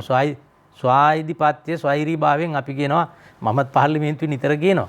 අර සවේන්ද්‍ර සිල්වා මේ මහත්මයාට හමුදාපතිකම දුන්නම මේ ඇමරිකාවේ තානාපතිනිය කියනවා මේකට මම විරුද්ධයි කියලා. ඉතින් මම පාර්ලිමේන්තුවේ කිව්වා තානාපතිනිය ඔබ හොඳට මතක තියාගන්න ඔබ ඇවිල්ලා මේ රටේ රාජ්‍යපාලක නෙවෙයි. ඔබ ඇවිල්ලා ඇමරිකාවෙන් ආපු තානාපතිනිය. අපේ මේ එක්සත් ජාතීන්ගේ ප්‍රඥප්තිය අනුව ඇමරිකාවට තියෙන ස්වෛරී අයිතියම තමයි අපිට තියෙන්නේ. මේක කිසි වෙනසක් නැහැ කියලා අපි එහෙම කියනවා. කිව්වා කියලා ඇත්තටම ඒක එහෙම වෙන්නේ නැහනේ. ඉතින් ඇමරිකාවට තියෙන ස්වෛරී අයිතියම නේ තියෙන්නේ ඉරාකෙට. හැබැයි ගිහිල්ලා බෝම්බ ගහලා කුඩුපට්ටම් කරා කවුද කතා කරන්නේ? ඒ අයිතිය ඇෆ්ගනිස්තානට තිබුණේ නැද්ද? දැන් ඇෆ්ගනිස්තානට මොකද වෙලා තියෙන්නේ? එතකොට ලිබියාවට ඒ අයිතිය තිබුණේ නැද්ද? තිබුණා. කොහොමද ලිබියාව කොහෙද තියෙන්නේ? ඉතින් ඒක නිසා අපිට එකක් අපි තේරුම් ගන්න ඕන අපේ තරම. ජාත්‍යන්තරයත් එක්ක අපිට හැපෙන්න බෑ. ඒ නිසා අපි මේ හැමෝම බැලන්ස් කරගෙන තුලනය කරගෙන යමේ අමනක් තමයි යන්න ඕන. එතකොට මේ යුද්ධයේ තියෙන කාලේ දැන් මේ අපේ රට කොටු කිරීමේ කුමනාවක් දමිළ ඩයස්පෝරාවත් එක්ක ක්‍රියාත්මක වුණා. ඒ වෙන කාලේ තමයි රනිල් වික්‍රමසිංහ මහත්මයා අග්‍රාමාත්‍යවරයා විදියට 2003 රෝම සම්මේලනයේ ගියපු වෙලාවේ ජාත්‍යන්තර අපරාධ අධිකරණ බලයට යටත් වෙන්න ඕනේ කියන ප්‍රඥප්තිය අත්සන් කරන්න එක ප්‍රතික්ෂේප කරලා එතුමා ලංකාවට ආවා. ඉන්දියාව ප්‍රතික්ෂේප කරලා ආවා. ඇමරිකාව ප්‍රතික්ෂේප කරලා ආවා. ඒක නිසා අපිව අල්ලන්න බෑ ජාත්‍යන්තර අධිකරණයට. නමුත් මේක තත්ත්වයේ බැරෑරුම් වෙනකොට අපේ රට වෙනත් ආකාරයෙන් කොටු කරන්න ජාත්‍යන්තර මෙහෙයුමක් දියත් වුණා. ඒකේ ප්‍රතිඵලයක් විදියට අපේ යුද්ධය ඉවරුනේ 2009 මැයි මාසයේ 19 පැය 48ක් යන්න කලින් එක්සත් ජාතීන්ගේ මහලේකම් බැන් කි මූන් ලංකාවට ආවා. එයාට වෙන මුකුත් වැඩ තිබිලා නැහැ කාලේ. දුවගෙන ආවා. එතකොට 21 ආවා 22 ගියා යාපනයේ බලන්න. 23 ඇවිල්ලා මෙන්න මේ ගිවිසුම අත්සන් කරා. මෙන්න මේ ගිවිසුම. මේකේ කාලේ අර්ථ නිරූපණය කරා නෑ මේක මේ ජොයින්ට් ස්ටේට්මන්ට් එකක් ඒකාබද්ධ ප්‍රකාශයක් මේකේ ඇති කෙහෙල් මලක් නෑ කියලා තමයි ආණ්ඩුව එදා කිව්වේ. නමුත් එදා ආණ්ඩුව අන්දගෙන බැන් කි මූන් මේක අත්සන් කරා. මේක අනුව අපේ ආණ්ඩුවට කටයුතු කරන්න වුණා. ඒ අනුව බැන් කි මූන්ට බලය දුන්නා. ජාත්‍යන්තර මේ වගවීම පිළිබඳව ජාත්‍යන්තර යාන්ත්‍රණයක් හදන්න බැන් කි මූන්ට බලය දෙනවා. අපි බාරගත්ත දේශීය යාන්ත්‍රණයක් හදන්න. ඒතර අපි දේශීය යාන්ත්‍රණය හදුවා. උගත් පාඩම් කොමිසම දැම්මා. සී.ආර්.ඩි. සිල්වා හිටපු නීතිපතිතුමාගේ සභාපතිත්වයෙන් බැන් කි මූන් ගිහිල්ලා දැම්ම කමිටුවක් දරුස්මාන් කියලා මෙන්න තියෙන වාර්තාව. දරුස්මාන් කමිටුව මේක තමයි කියන්නේ යුද අපරාධ වුණා අරක වුණා මේක වුණා සුදු කොඩි ගෙනාවා වෙඩි තිබ්වා මේ ඔක්කොම ටික. එතකොට මේවා තියාගෙන තමයි 2011 ජනවාරි මාසෙදී බැංකිමූන් ප්‍රකාශයක් කරා අපිට විරුද්ධව හේග් නුවර ජාත්‍යන්තර යුද අපරාධ අධිකරණය අපිට විරුද්ධව නඩු පවරනවා කියලා. මේක මාධ්‍යයේ පළ වුණාට දවසේ රෑ මට හොඳට මතකයි. ඒවකට අපේ ජනාධිපතිතුමා මහින්ද රාජපක්ෂ මැතිතුමා මට මහරෑ කෝල් කරලා කිව්වා මෙහෙම ප්‍රශ්නයක් තියෙනවා මල්ලි මොකද කරන්නේ? මට හම්බ වෙන්න ඕනේ. මං ඔබතුමා එන්න එපා මම එන්නම් හෙට මම එන්නම් කියලා පහුවෙන්ද ගිහිල්ලා කතා කරලා මේ ප්‍රශ්නේ මං එතුමාට පැහැදිලි කරලා දුන්නා. ඒ අනුව මම ලිපියක් ලිව්වා. මම මේ ලිපියත් මගේ ළඟ තියෙනවා 2011 ජනවාරි 26 ලිව්වේ. මේක මම ලිව්වේ බැංකිමූන්ට කරුණු 6ක් යටතේ බැංකිමූන්ට බලයක් නැහැ කියලා අපිට විරුද්ධව නඩු පවරන්න ජාත්‍යන්තර අධිකරණය. හැබැයි මුලදී එහෙම පුළුවන් කියලා මේක වැරදි කියලා තර්ක කරපු බැංකිමූන් පස්සේ දවසක මොකද්ද කරේ මේ තියෙන ලියුම. බැංකිමූන් මේක ලිපියේ දිනය 2011 අප්‍රේල් 25. එතකොට අප්‍රේල් 28 වෙනිදා මේක මාධ්‍යයෙන් ප්‍රශ්න කරනකොට බැංකිමූන් කිව්වා මේ ලියුමේ වගේ කරුණු 6ම පිළිගන්නේ නැහැ. කරුණු දෙකක් මත විතරක් ඔහුට බලයක් නැහැ කියලා පිළිගන්නවා කියලා. එතකොට ඒක කිව්වට පස්සේ මහින්ද රාජපක්ෂ මැතිතුමා කැබිනට් එකේ යෝජනාවක් ගෙනල්ලා විපක්ෂේ මම එතකොට විපක්ෂ මන්ත්‍රී මම මේකට කරගැහුවා කියලා අපේ විපක්ෂ දේශපාලන නායකයෝ මට ඔරෝන මූණ බලන්නෙත් නැහැ. ඒ තරම් තරහින් හිටියේ.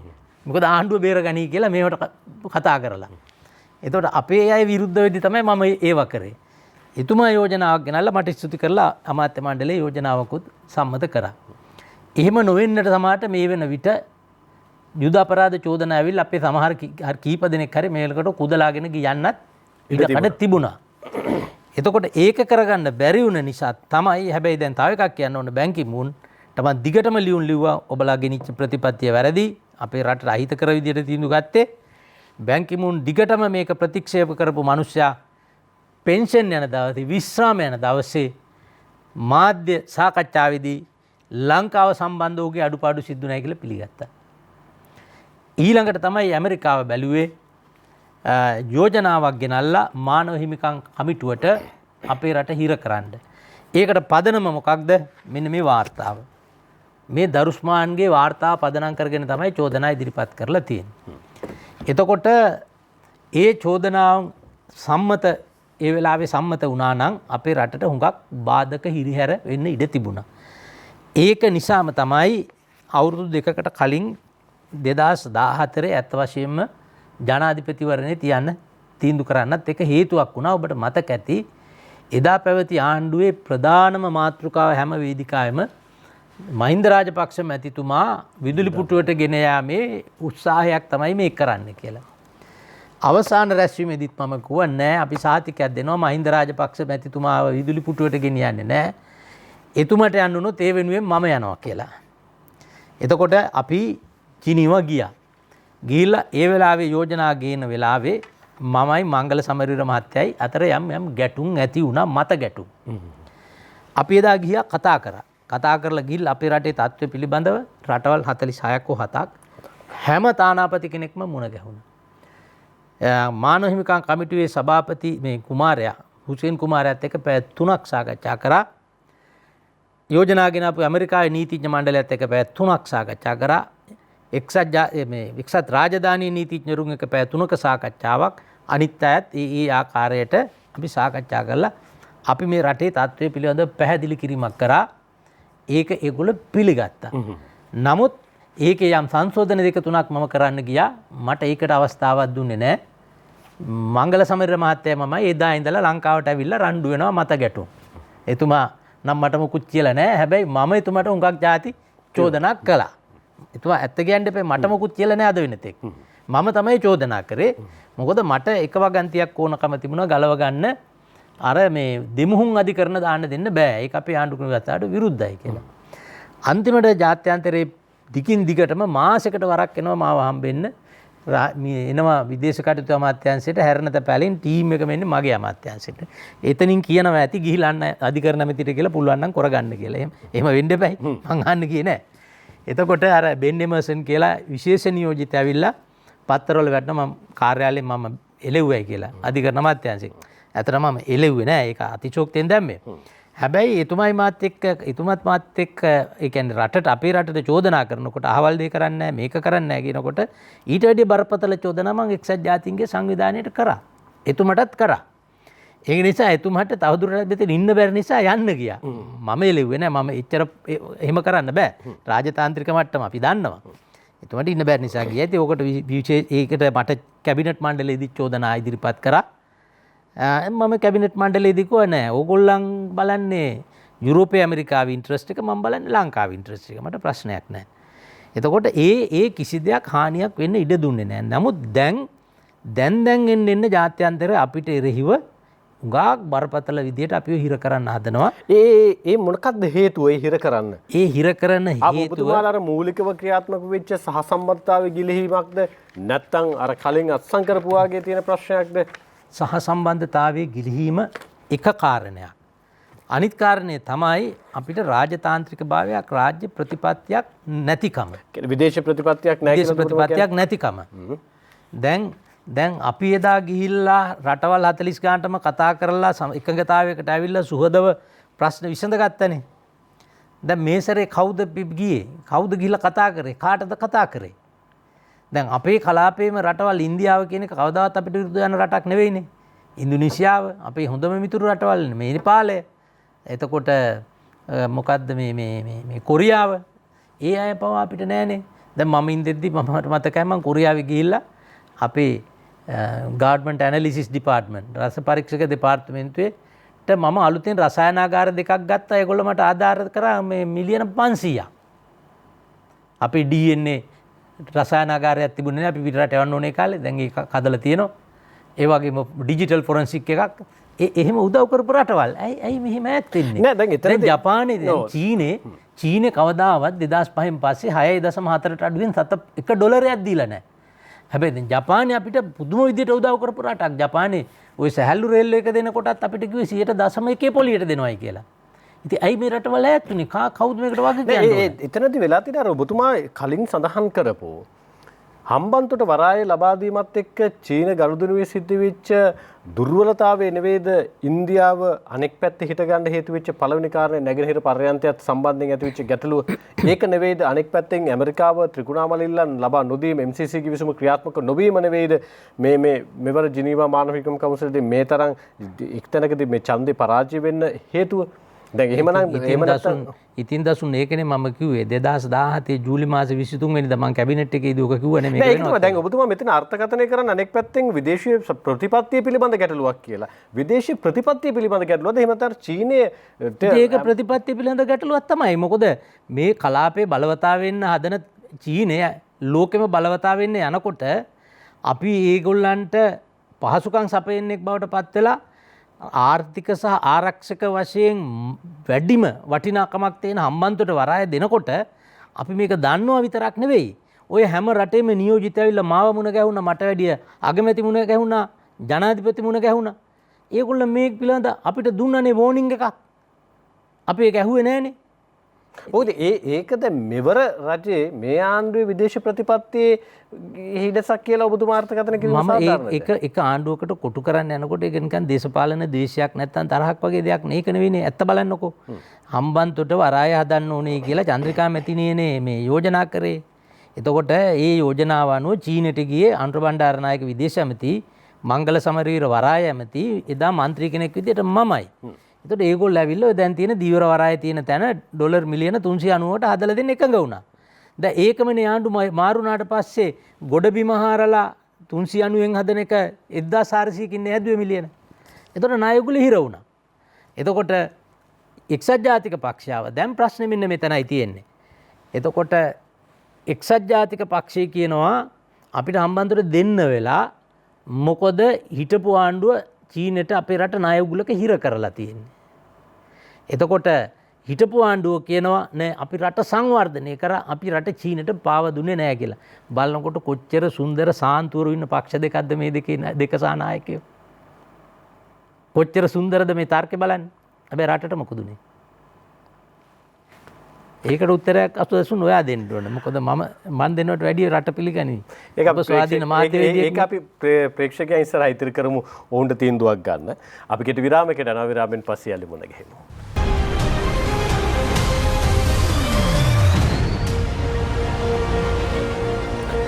අපි යලිත් තීරණය සමගින් පාර්ලිමේන්තු මන්ත්‍රී ජනාධිපති නීතිඥ ආචාර්ය විජේදාස රාජපක්ෂ මහත්මයා එක්ක අවසන් විනාඩි කිහිපයක් අපි ඉන්නේ. මන්ත්‍රීතුමා දැන් අපේ රට අපි අලුත් ගමනක් කරා යන ගමනේදී ව්‍යවස්ථා සංශෝධනයක් පිළිබඳව ටිකක් ගැඹුරින් සාකච්ඡා කළා. 72 78 එතනින් එහාට ගිහිල්ලා 2020 නැත්නම් 2021 තුන්වන ජනරජ ව්‍යවස්ථාවක් සම්බන්ධයෙන් සාකච්ඡා කළා. එකක් රට අස්ථාවර වීම නැවැත්වීම, අනෙක් පැත්තෙන් අර ඔබතුමාලම සඳහන් කරපු සුළු පක්ෂ ඇවිල්ලා කොච්චර ආසන සංඛ්‍යාවක් ගත්තත් මහා ආණ්ඩුව පාලනය කරන අවස්ථාවන් වලින් රට මුදවා ගැනීම, අනෙක් පැත්තෙන් එක රටක් එක නීතියක් කියන තැන ඉඳන් අනෙක් පැත්තෙන් අර අපේක්ෂිත ආර්ථික ප්‍රතිලාභ අත්පත් කර ගැනීම සඳහා වන වපසරි නිර්මාණය කිරීම, ජාත්‍යන්තර ප්‍රජාව ඒකරාශී කර ගැනීම, මේ සියලු කාරණා මත පදනම් වෙලා අලුත් ජනරජ ව්‍යවස්ථාව පිළිබඳව සාකච්ඡා කරානේ. ඔබතුමාගේ යෝජනාවක් තිබුණා යම් තැන්වල. මොකද වෙලා තියෙන්නේ? දසුන් ආණ්ඩු ක්‍රම ව්‍යවස්ථා සංශෝධනය කිරීම ඉතිහාසය ගත්තම දැන් බලන්න චන්ද්‍රිකා මැතිනියගේ මෙපිටට වෙච්ච සංශෝධන 4-5ක් නේ තියෙන්නේ. ඒතර 17 වෙනි සංශෝධනය කියලා කියන්නේ චන්ද්‍රිකා මැතිනියට ආණ්ඩුව ගෙනිය ගන්න බැරි වෙච්ච වෙලාවේ ආණ්ඩුව වැටෙන එක වළක්වන්න ආණ්ඩුවට බලපෑම් කරලා ජනතා විමුක්ති පෙරමුණේ മന്ത്രിවරු 17 වෙනි සංශෝධනය දිනාගත්තා. එහෙම තමයි 3-2 ගත්තේ. ඊළඟට ඇත්තට මේකේ හොඳ ප්‍රශස්ත ලක්ෂණ තිබුණා. ඒක සම්පූර්ණයෙන්ම කන පිට ගැහුවා 18 වෙනි ආණ්ඩු ක්‍රම ව්‍යවස්ථා සංශෝධනයෙන්. මම කලින් කිව්වා 3-2ක් ලැබිලා නෙවෙයි ඒක කරේ, අර ජාතිවාදී පදනමට ආපු අයගේ සහයෝගය නිසා කරගත්ත දෙයක්.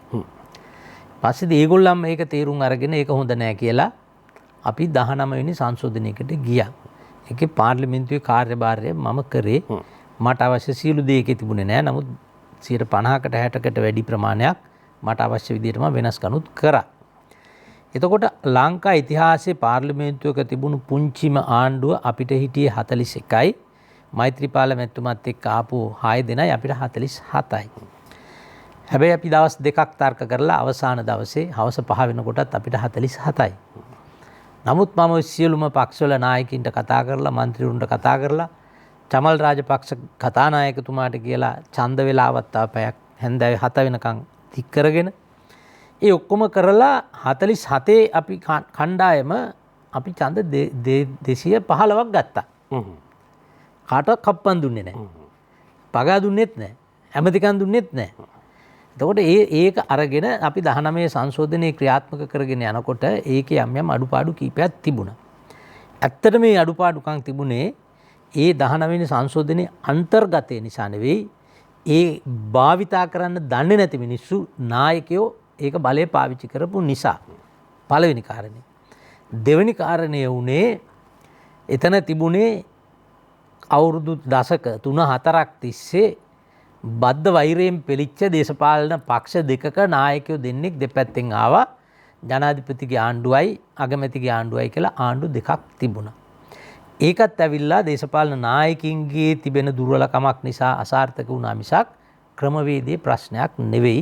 එකිනෙකාට පර යන්න ගියා. අනිත් එක්කෙනාට හොරා අනිත් එක්කෙනා දූෂණ කරන්න විශේෂයෙන් මේ මහ බැංකු ප්‍රශ්නේ ආවා. බැඳුම් කර ප්‍රශ්නේ. ඒ වගේම රටේ අගමැතිවරයා විසින් ආණ්ඩුව විසින් හුඟක් දීපල පිටරට දෙන්න අන්න ඒ වගේ දේවල් හුඟක් ප්‍රශ්නයක් තිබුණා. දැන් එතකොට අපි 19 අහෝසි කරලා ඊළඟට තව එකක් ගේනවන්ට වැඩි හොඳ එකක් නේ ගේන්න ඕන. නමුත් දැන් 20 ගෙනාවා. දැන් ඔබ මට චෝදනාවකුත් ඕනනම් කරා. 20ට අත උස්සලා මොනවද මේ කතා කරන්නේ කියලා. එහෙම චෝදනා ලංකාවේ මිනිස්සු අපේ රටේ මිනිස්සු මට කරන එක හරි සාධාරණයි. හැබැයි ඉතින් පිළිගත්තත් නැත්නම් මටත් ඒකට උත්තරයක් තියෙනවා. මට කොළඹ දිස්ත්‍රික්කයේ ජනතාව 1,20,000කට වැඩි ඡන්දෙ දුන්නා. මට දුන්නේ ඡන්දය පොහොට්ටුවේ ලකුණට. ඒක නිසා ජනතාව බලාපොරොත්තු වෙන ආණ්ඩුවත් එක්ක ඉදිරියට ජනතාවට සේවයක් කරයි කියලා. දැන් නමුත් මම ඒ ආණ්ඩුව අපේ ආණ්ඩුව හදලා සති ගානයි. හැබැයි මම ලොකු සටනක් කරා ඔබට මතක ඇති. මං ඉල්ලින් 10ක් කරා. ඉල්ලින් 10ක් කරලා ඉල්ලින් 7ක් සම්පූර්ණයෙන් අපි දිනාගත්තා. මට තනියම ඒකේ ගෞරවය එපා. මට කිසිම ගෞරවයක් එපා. මං වගේම තවත් ඒ වෙනුවෙන් සටන් කරපු අය හිටිය සගයෝ විමල් ඇමතුමා වාසුදේව ඇමතුමා වගේ අය හිටියා. අපි 20ක කණ්ඩායමක් හිටියා. එතකොට අපි දෙකක් මැද තැනකට ගෙනාවා. අර පාර්ලිමේන්තු විසිරීමේ අවුරුදු 5කින් බැරික අපි 2කමාරට දක්වා අඩු කරේ. ඒ වගේ දෙකක් කරා. අපි ඔක්කොටම දිනා ගන්න බැරුණ එක ඉල්ලීමක් තිබුණා. අර ද්විත්ව පුරවැසිභාවය ඒක අපිට ජනාධිපතිතුමා පොරොන්දුවක් දුන්නා අවුරුද්දක් ඇතුළත කරලා දෙනවා අලුත් ආණ්ඩුක්‍රම ව්‍යවස්ථාව සම්මත කරලා.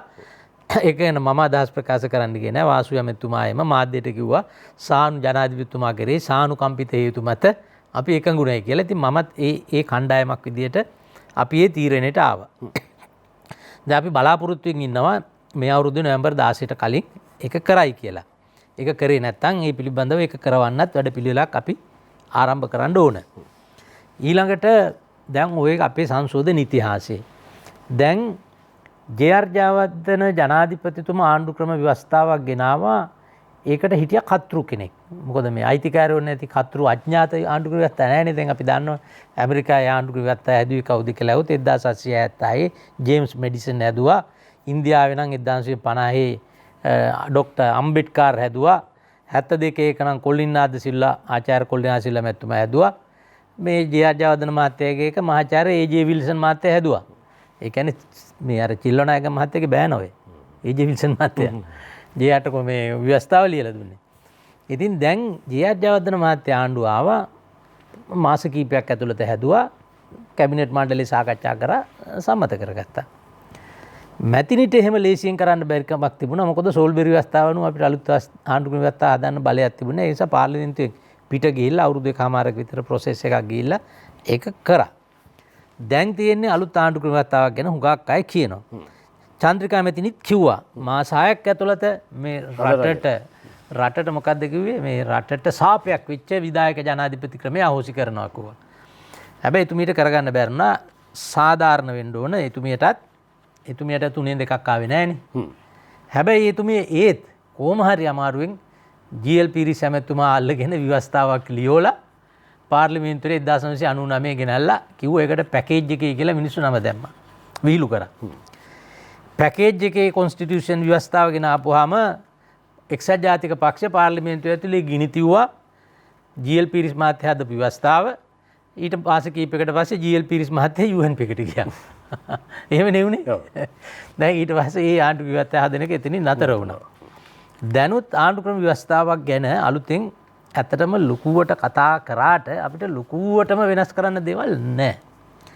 අපේ මම දකිනවා 72 ආණ්ඩුක්‍රම ව්‍යවස්ථාව හදනකොට ආචාර්ය කොලින්නාද සිල්ලා මැතිතුමා කියන්නේ දේශපාලන විද්‍යා නීතියේ ඉහළම හිටපු මහා ප්‍රබල චරිතයක්.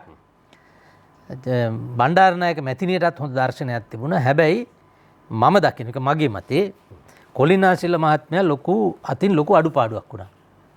හේතුව එතුමා අපේ රටේ තිබුණ අර සෝල්බෙරි ව්‍යවස්ථාවට තිබුණු සෙනට් මණ්ඩලය අහෝසි කරා. දෙවෙනි මණ්ඩලය බයි කැමරල් සිස්ටම් ද්විත්ව ව්‍යවස්ථාදායක මණ්ඩල ක්‍රමය. දැන් එංගලන්තේ පාර්ලිමේන්තුවේට 600 ගණක් එන්නේ මෝඩ මන්ත්‍රීලා නෙවෙයිනේ. හැබැයි ඒගොල්ලෝ හදන නීති කොහොම හැදුවත් ඒ අඩුපාඩු තියෙන බව ඒ රට පිළිගන්නවා. ඒක නිසා සාමි මන්ත්‍රී මණ්ඩලෙ ඊට උඩින් ඉන්නවා. ඒකට උගතුන් බුද්ධිමතුන් ඉන්නේ. ඒක නිසා පාර්ලිමේන්තුව හදන නීති ඒවා හොයලා බලලා සංශෝධන යෝජනා කරලා රිෆයින් කරලා ගන්න අපි පෙරලා. එතකොට එංගලන්තෙත් එහෙම තියෙනවා. දැන් ඉන්දියාවෙත් එහෙමයි. ලෝක සභාවට එක එතන ද්විත්ව මණ්ඩලයක් තියෙනවා. සෙනට් මණ්ඩලය. ඇමරිකාවෙත් තියෙනවා. දැන් අපේ සෙනට් මණ්ඩලය අහෝසි කරා.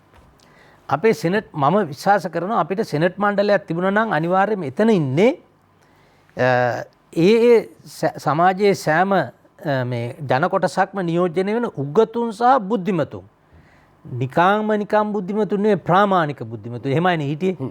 දැන් නිදහස් ලංකාවේ 1948 අපේ තිබුණු ක්‍රමය අනුව අනිවාර්යෙන් අධිකරණයම තියෙන්නේ සෙනට් එකෙන්. ආචාර්ය ලලිත රාජපක්ෂ රාජනීතිඥවරයෙක්. ඔහු තමයි ලංකාවේ ඒ පළවෙනි අධිකරණ ඇමතිවරයා. මොකද අධිකරණ ඇමති තනතුර ඒ තරම්ම රටකට වටිනවා කියන එක පිළිගැනීමක් තියෙනවා.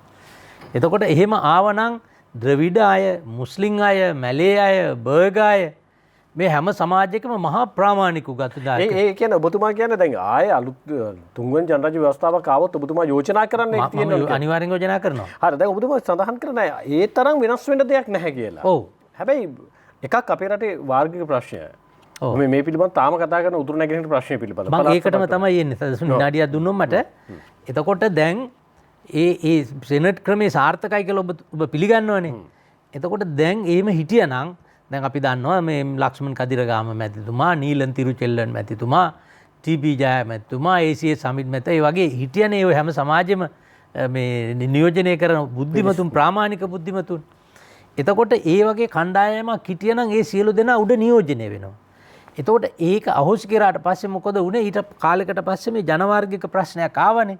එතකොට ඉන්දියාව මැදිහත් වෙන්නේ. එතකොට ඉන්දියාව බැලුවා හරි. දැන් මේකට මේ උඩින් මැදිහත් වෙලා පාර්ලිමේන්තුවෙන් කරන වැරදි, മന്ത്രിලා ඇමතිලාගේ අතින් කරන වැරදි, නීති හදනකොට තියෙන වැරදි මේව බලන්න මේව අධීක්ෂණය වෙන්න ලංකාවේ ක්‍රමයක් නැහැ. බලතල බෙදීමක් නැහැ. ඒක නිසා අර පාර්ලිමේන්තුවට උඩින් හිටපු බුද්ධි මණ්ඩලය අහෝසි කරපු නිසා පාර්ලිමේන්තුවට යටින් මහා වියදමක් දරන මහා විශාල මණ්ඩලයක් ඒකට හොඳ නමක් ඔබ දාගන්න පළාත් සභාව කියලා ඉන්දියාව යෝජනා කරා. එතකොට ජයජාදන මහත්තයා ඒකට එකඟුනේ නැහැ. ඉන්දියාවේ උඩින් ඇවිල්ලා පරිප්පු දාලා හරි ඒක බල කරලා අපේ බෙල්ල මුලින් අල්ලලා මේක රස්සම් කරගත්තා. ඉන්දු ලංකාවේ විසුම අනුව මේක සම්මත කරා. සමහර වෙලාවට අර උඩ මණ්ඩලේ හිටියනම් මේ පල්ලෙහා මණ්ඩලේ හදන්න කියලා අපිට ඒගොල්ලෝ බල කරන්නේ. හැබැයි පළාත් සභාවලින් බලතල වෙන්වීමක් තියෙන්නේ.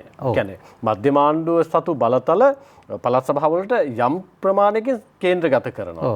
යම් ප්‍රමාණයකින් වුන්ට ලබා දීලා තියෙනවා. දැන් දෙවෙනි මණ්ඩලයක් තිබ්බොත් කොහොමද ඒක බලතල එතෙන් යන තැනකට යන්නේ?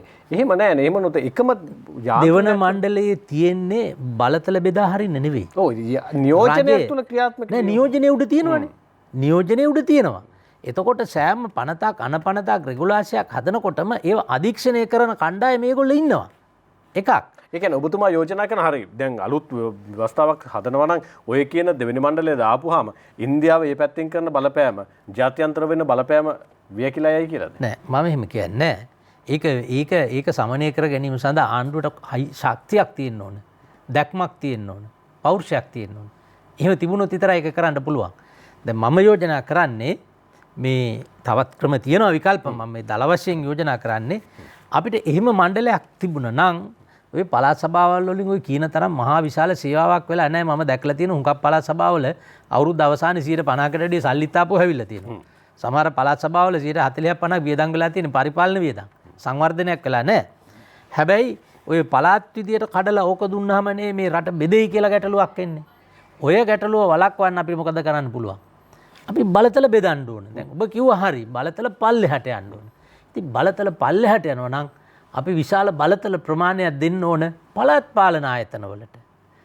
බණ්ඩාරනායක මහත්මයාගේ පළවෙනි කතාව 1955 අප්‍රේල් මාසේ අගමැති වෙලා එතුමා කතා කරන රට සභා ක්‍රමයක්. ඕක සමහරු වැරදි විදිහට අර්ථ නිරූපණය කරා මේ පළාත් සභාව කියලා. නෑ එතුමා පැහැදිලි කරලා තියෙනවා. මේ දැන් මේ ක්‍රමේ තමයි ඒ කියන වකවාණි ඔය ක්‍රමේ හඳුන්වලා දුන්න ජපානේ. අනිත් පැත්තෙන් එතුමා කියනවා බෙල්ජියමේ බලතල බෙදපු හැටි. බෙල්ජියමේ බලතල ගියේ ෆෙඩරල් ක්‍රමයට. සංධීය ක්‍රමයට. හැබැයි ඒක නෙවෙයි එතුමා අදහස් කරේ. කිව්වේ මේ පළාත් පාලන මට්ටමේ මොකද එතුමාට හොඳ අවබෝධයක් තිබුණා කාලයක් පළාත් පාලන ඇමති වෙලා අපේ රටේ හිටපු කෙනෙක් රාජ්‍ය මන්ත්‍රණ සභා කාලේ. එතකොට ඒ බලතල පළාත් පාලන ආයතන වලට දුන්න නම් ඒ ආයතන වෙන වෙනම ක්‍රියාත්මක කරමින් බලතල ක්‍රියාත්මක කරලා තමන්ගේ ප්‍රදේශ සංවර්ධනය කරනවා. එහෙමනම් මේක පළාතක් විදියට අපි වෙන් වෙන්න ඕනේ නැත්නම් පළාත් දෙකක් එකට එකතු වෙන්න ඕනේ කියන ඔය වගේ යෝජනා ගැනීමේ ඉඩකඩ නැහැ. මොකද ඒ පළාත ඇතුළත බහුතරයක් සිංහල තියෙන අය ඉන්නවා, මුස්ලිම් ඉන්න අය ඇති, දෙමළ ඉන්න අය ඇති. අපි මේ සුළුතරය කියන වචනේ අපි වැරදි විදියට පාවිච්චි කරන්නේ. දැන් ඔක්කොම කියනවා සිංහලයා කියන්නේ මේ රටේ බහුතරය කියලා. එහෙම නැහැ. අපි සමහර ප්‍රදේශවලදී අපි තමයි බහුතරය. හැබැයි නැගෙනහිරට ගියපුවම අපි සුළුතරය. අපි උතුරට ගියම අපි සුළුතරය.